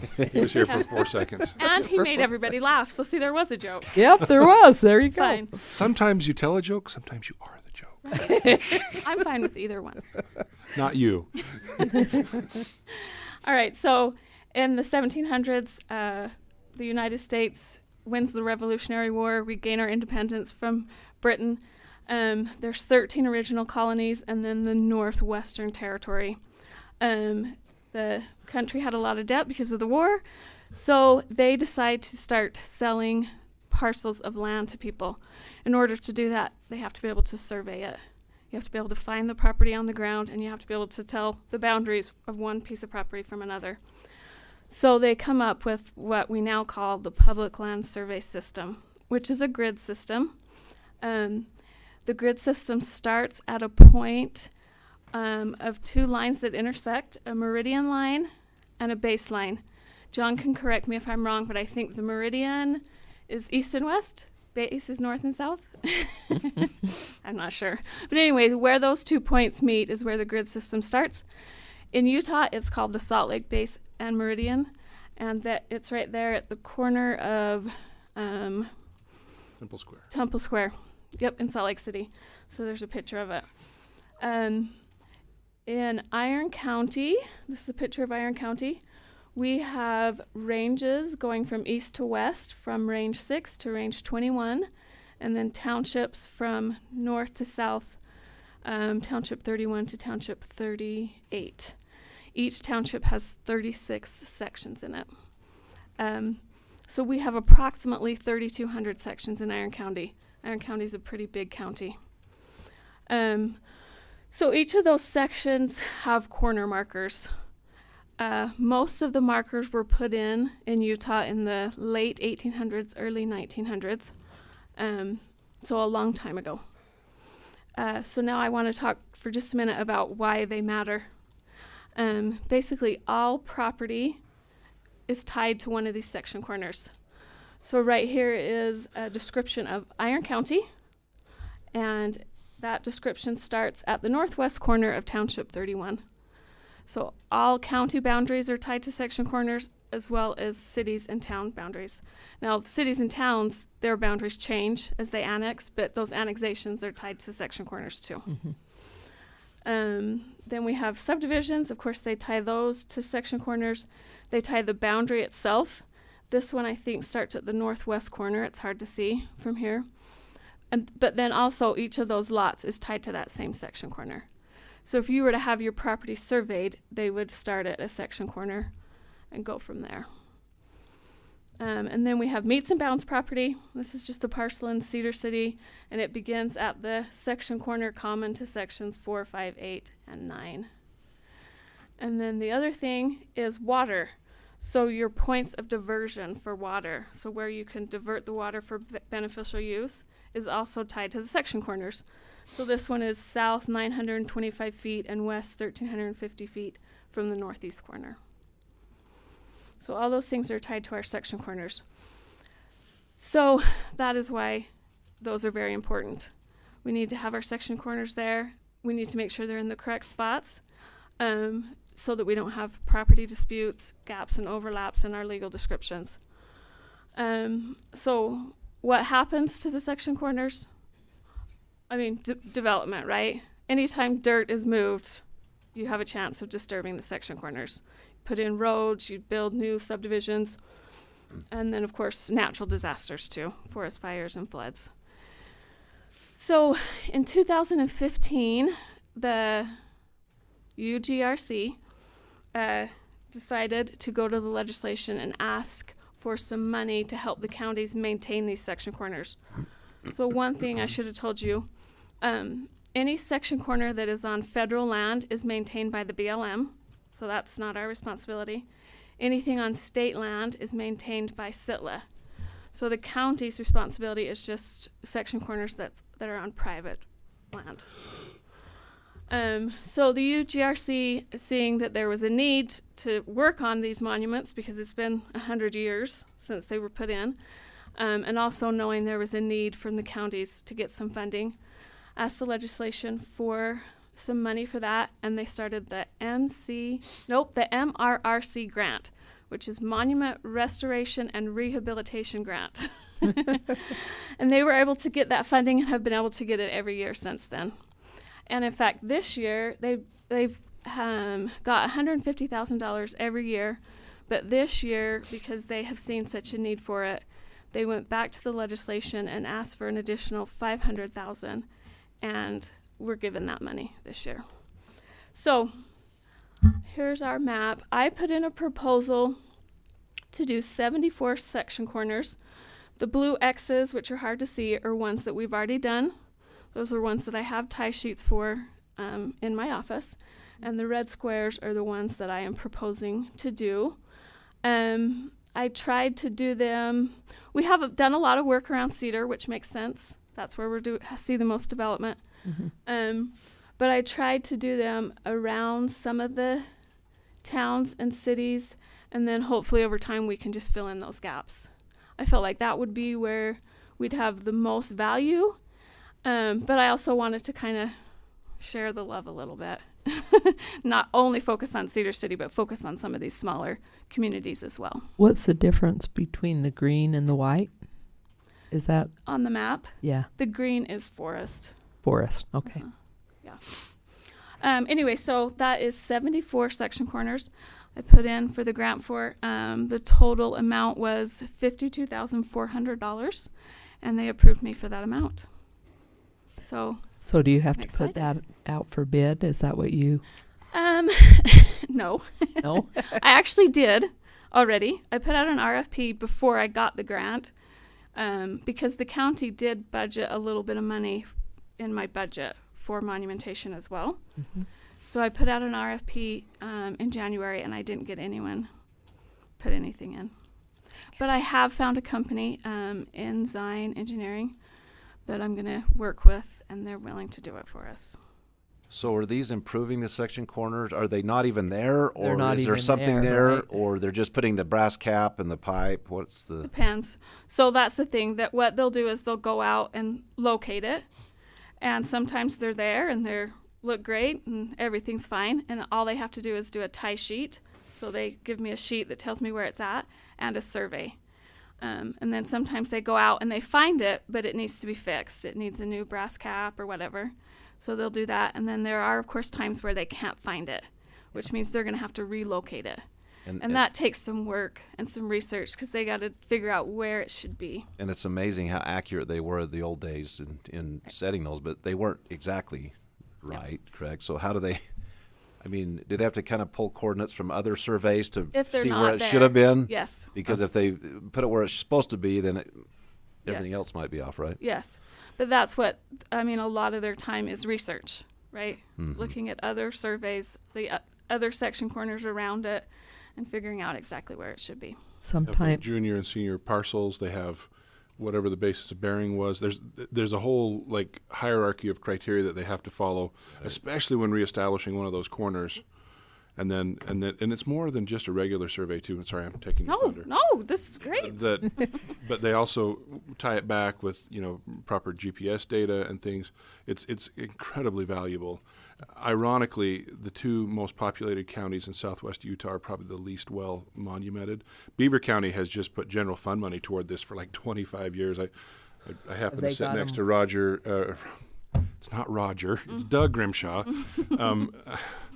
And in the Master Singers Choir, and he did monumentation work for Beaver County for decades, and they just kind of worked at it a little bit at a time, and that's the trick. Is once you get them established, they're good for another 100 years, and it's not a mark on a tree, it's not an X in a stone, it's a proper. Well, there's monument. one right up on the top of the mountain up Canara Mountain that's just a really neat rock, and I keep thinking somebody's going to take that really neat rock.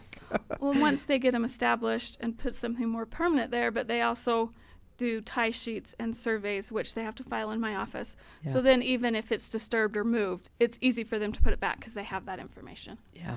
I spent half my life as a kid searching for those things. Yeah.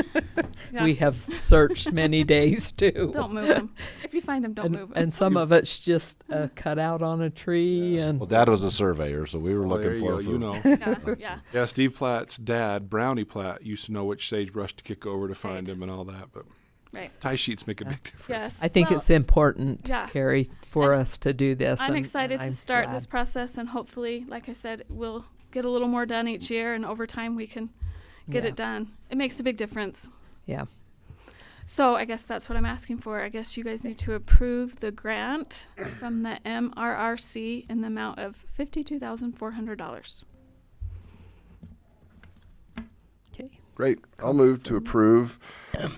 I started reading the wrong one. Move for 6. approval. I'd skip to 7. Sorry, Carrie, I was on 7 in my mind. As long as you approve of that, you can be on whatever you want. Approval for a monument replacement and restoration committee grant in the amount of $52,400. Second. Moved and seconded. All in favor? Aye. Aye. Thank you. Thank you. Thanks, Carrie. Okay. We'll move on to 7. Discussion and approval of a statewide memorandum of agreement for the special needs registry between Iron County and the state of Utah Department of Public Service Public Safety Division.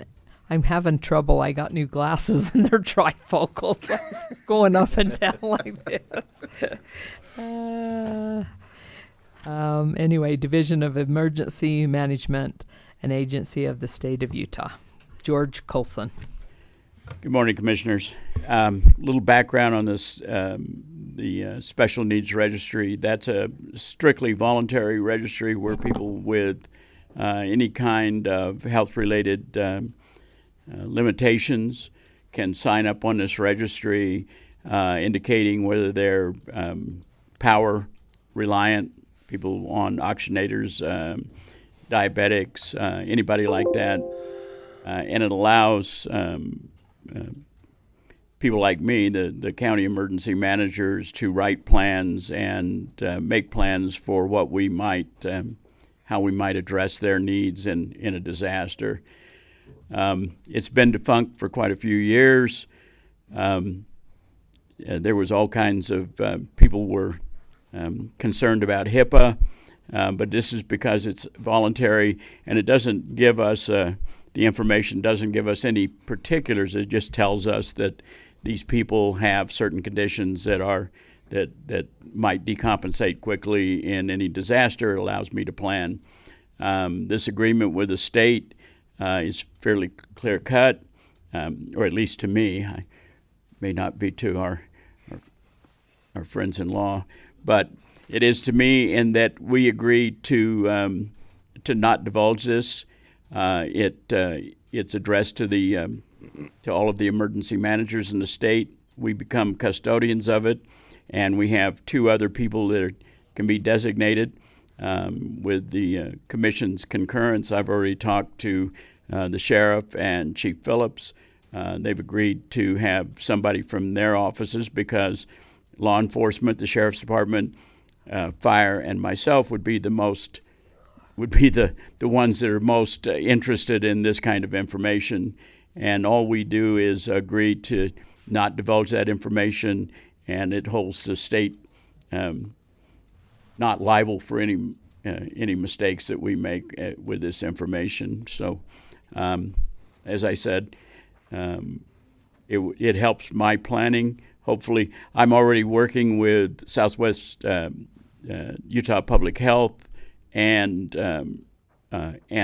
the power company with Rocky Mountain Power to identify these people and add on to the list. So I'd like to recommend that the commission sign this. I apologize for the copies you got there. John's got the copy that I need to send to the state, so it's a better copy. Okay. Call for a motion. Okay, I'll move to approve the statewide memorandum of agreement for the Special Needs Registry between Iron County and the State of Utah, Department of Public Safety, Division of Emergency Management, and Agency of the State of Utah. Second. Moved and seconded. All in favor? Aye. Aye. Thank you, Commissioners. Thank you. Very good. Thanks, George. Okay, number 8, discussion and approval of vehicle transfer from Sheriff's Department to Fleet Department, 2010 Ford F-150. Wade Adams. Good morning. Good morning. This is a pickup truck from the Sheriff's Department that's ready to be cycled out, but we're going to keep it for a little bit longer. I'm going to bring it to the Fleet Department, and then we're actually going to use it for a temporary for the Natural Resource Department and possibly Parks Department as well. So they're in need of a vehicle for part-timers. For their part-timers. So that's what we're planning on. So it'll only be used for that time. So summer. We might be able to use it somewhere else if we need to later, but Great. Any questions? I move for approval of the vehicle transfer from the Sheriff's Department to Fleet Department, 2000 Ford F-150, 1 Foxtrot Tango Foxtrot X-Ray, 1 Echo Victor Oscar Alpha 74100 as a VIN number. Ooh, you're good at that. No, you're a policeman. Done that before. Done that before. Second. Moved and seconded. All in favor? Aye. Thank you. Okay, thanks, Wade. Okay, we'll move on to personnel, and we'll have Jennifer Bradbury. Hello, thank you. All right, first in the Fair Events Department, Susan Duncan Blackner, I think she's just going to go by Susan Blackner though, was selected from the most recent competitive selection and interview process to fill the newly approved full-time Fair Event Director effective May 29, 2022. Also in the Fair Events Department, Brad Benson was selected from the most recent competitive selection process to fill the newly approved part-time fairground maintenance worker position effective May 16th, 2022. Then in the Sheriff's Office Patrol, Cam Neal was selected from an internal roster to backfill an upcoming retirement position. He will move from a full-time Deputy 1 to a full-time corporal effective May 29th, 2022. In the Sheriff's Office, both patrol and corrections, since the last commission calendar, I've been able to gather the figures for the K-9 request. And the on-call pay is factored at a 1.5 hour of the employee's hourly pay per on-call day. Now that makes total sense, right? So the first employee on the patrol side, it would end up costing $2,808.96 per year. And then the employee number 2 on the correction side would be $2,684.64 per year. And then there's talks that there may be another K-9 officer in the patrol side probably next year for the budget hearing. And if you have any questions, I can pull the sheriff too, because I know he's back there. Do you want me to go on? Yeah. Yes. Okay. Natural Resource Department, Chauncey Williams was selected from a recruiting process to backfill as a seasonal outdoor maintenance technician effective May 2nd, 2022. And then employee benefits. This is going to be a a word. Recently, House Bill 23 was amended and approved during this current legislative session to include requirements to provide yearly mental health screenings for our public safety employees, as well as requirements to provide an employee assistance program for our retired law enforcement and their employees by July 1st, 2022. Because of House Bill 23, as well as determining that our current employee assistance program is not adequately meeting our current needs of our employees, we believe it's best time to invest in the mental health needs of our staff. Bloomquist Hill, I'm going to say that again, Bloomquist Hill provides exceptional mental health services for all benefited employees, as well as our law enforcement retirees and their families. They have treatment providers who were specifically trained in law enforcement treatment, as well as 24/7 phone, web, app services, as well as local provider services. The cost for this service is $4.41 per employee per month, with a total cost of $5,292 for the remainder of this year. And then next year we will include that in our open enrollment process so we can have it on our budget season. So yeah. If you have any questions on that too, I've got lots of pamphlets. And So we had an issue. I talked to Jennifer about this. Mm-hmm. We had an issue with getting our people in. Yes. With, and a lot of times it was 2 weeks or something. Or months. So do you think that this will? This one, and this I did address discuss it? that with them. They have our previous EAP or our current EAP, which will remain at the end of the year. There's only one specific place that has 3 or 4 different counselors in there, and they're out 3 or 4 weeks. This one has 5 or 6 different ones, and I even talked to them, and they said if there's a employee who is already using someone and it isn't part of their list, they will do everything in their power to get that on their list. So it's a really great service. I think it's time for our employees. And this new one also has the webinar that they can do with, and so On they call. could probably get in even sooner with yeah, that, they can right? speak to someone immediately. Yeah, on which I several think different that's formats. important. So, yeah. And then I'll go on to the last one, and we can talk if you want to have any other conversations. So in the fleet department, we're in the beginning stages of implementing additional staff so Wade can have a fleet program to include fully functioning mechanic stations. The first job description for discussion and possible approval is for the mechanic assistant. We met on Thursday and kind of discussed that in full detail of what the needs are for the department. And I think this is a really good kind of jumping off point, and we'll keep the conversations going. But if you need the copy of that, I sent it to you this morning, but it may have been too soon to look at. But I think it's a good kind of first step. So. Any questions for Jen?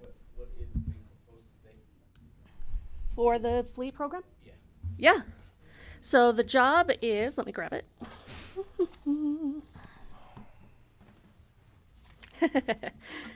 So the mechanic assistant is going to be proposed to be under the general direction of the master mechanic. They will perform semi-skilled and skilled work relating to the maintenance of Iron County-owned vehicles and equipment, so the entirety of the fleet department. More than likely, they would just be doing the basic maintenance, oil changes, that kind of thing, under the direction of the master mechanic once that gets transferred over. Any other questions? In the meantime, it would be under the fleet. Yeah. Correct. Yeah. And they will have a general supervision for the master mechanic, and then this direct supervision would be Yeah, that's what I was going to say. fleet So supervisor. the fleet manager will direct Yeah. both, all, yeah. Yeah. Okay. Did I That's miss anything? been determined to happen. The fleet manager is going to direct all of the mechanics at this point. Yeah. We haven't. We've just talked about it. We've just talked about it. So this is kind of just the it's not first a step. done deal, but Right. We're in the process of that. So. Okay. Just a side note with Brad Benson starting May 16th. Yes. I know Joyce has been concerned because with all the construction at the fairgrounds, it's torn up all the sprinkler lines, and there's some concern about keeping the grass green for the fair.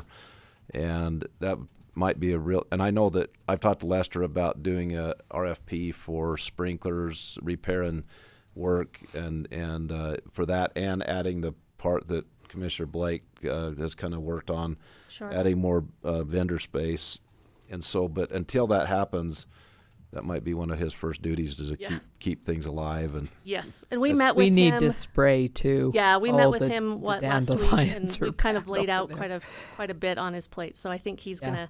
he's actually pretty excited to hit the ground running. I I think. think the minute the Carter's pours that 4-foot retaining Mhm. wall and footing, I think if we can get the road department to get that graded, slope that maybe down 3 feet and slope it to the fairgrounds and get that sod planted and watered so it can establish before the fair would be really good.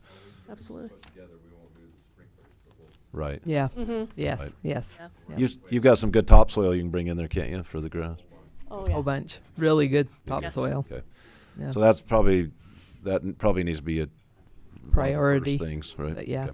That'd be great. With the vendor site that we're redoing too. Mhm. Yeah. Yeah. Are we taking out all of that white racetrack railing everywhere? Not Even at inside? not at this point The front because just starting, I think, is what they said. yeah, not at this point because we need that outside rail for the horse area. I'm more talking What do you on the mean? inside by the arena. We already took it out. It's all out now. Yeah, All of yeah, it's gone. yeah. Oh, That okay. part's took. Yeah, the inside front part. I Yeah, think that's they what I took. was wondering. Oh! I see what you're saying. Are we taking that out too? We don't really need it, do we? I don't know. I mean, I just don't We know. could. I mean, Okay. we'll We can go look look. after. Well, let's look at That's that. true. I didn't Right. think about that. Yeah. Anyway, that's a sidebar, but anyway, that was just a thought I had. Yeah, So we it ready? would open that up a little more too. So that's probably not a bad. We're probably ready for a motion then. On Well, all of the I'll go things. ahead and make a motion in regards to agenda item number 9 and personnel items A through E, As described. as described by Jennifer. Second.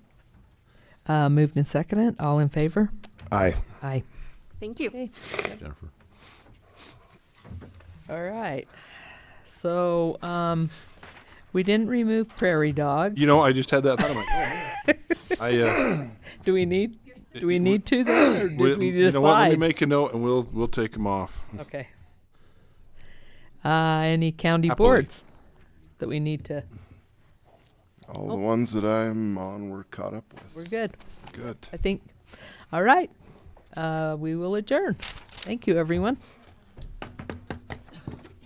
Can we talk to the sheriff for just a minute? Yes, I think we should. I think so. Sheriff, can we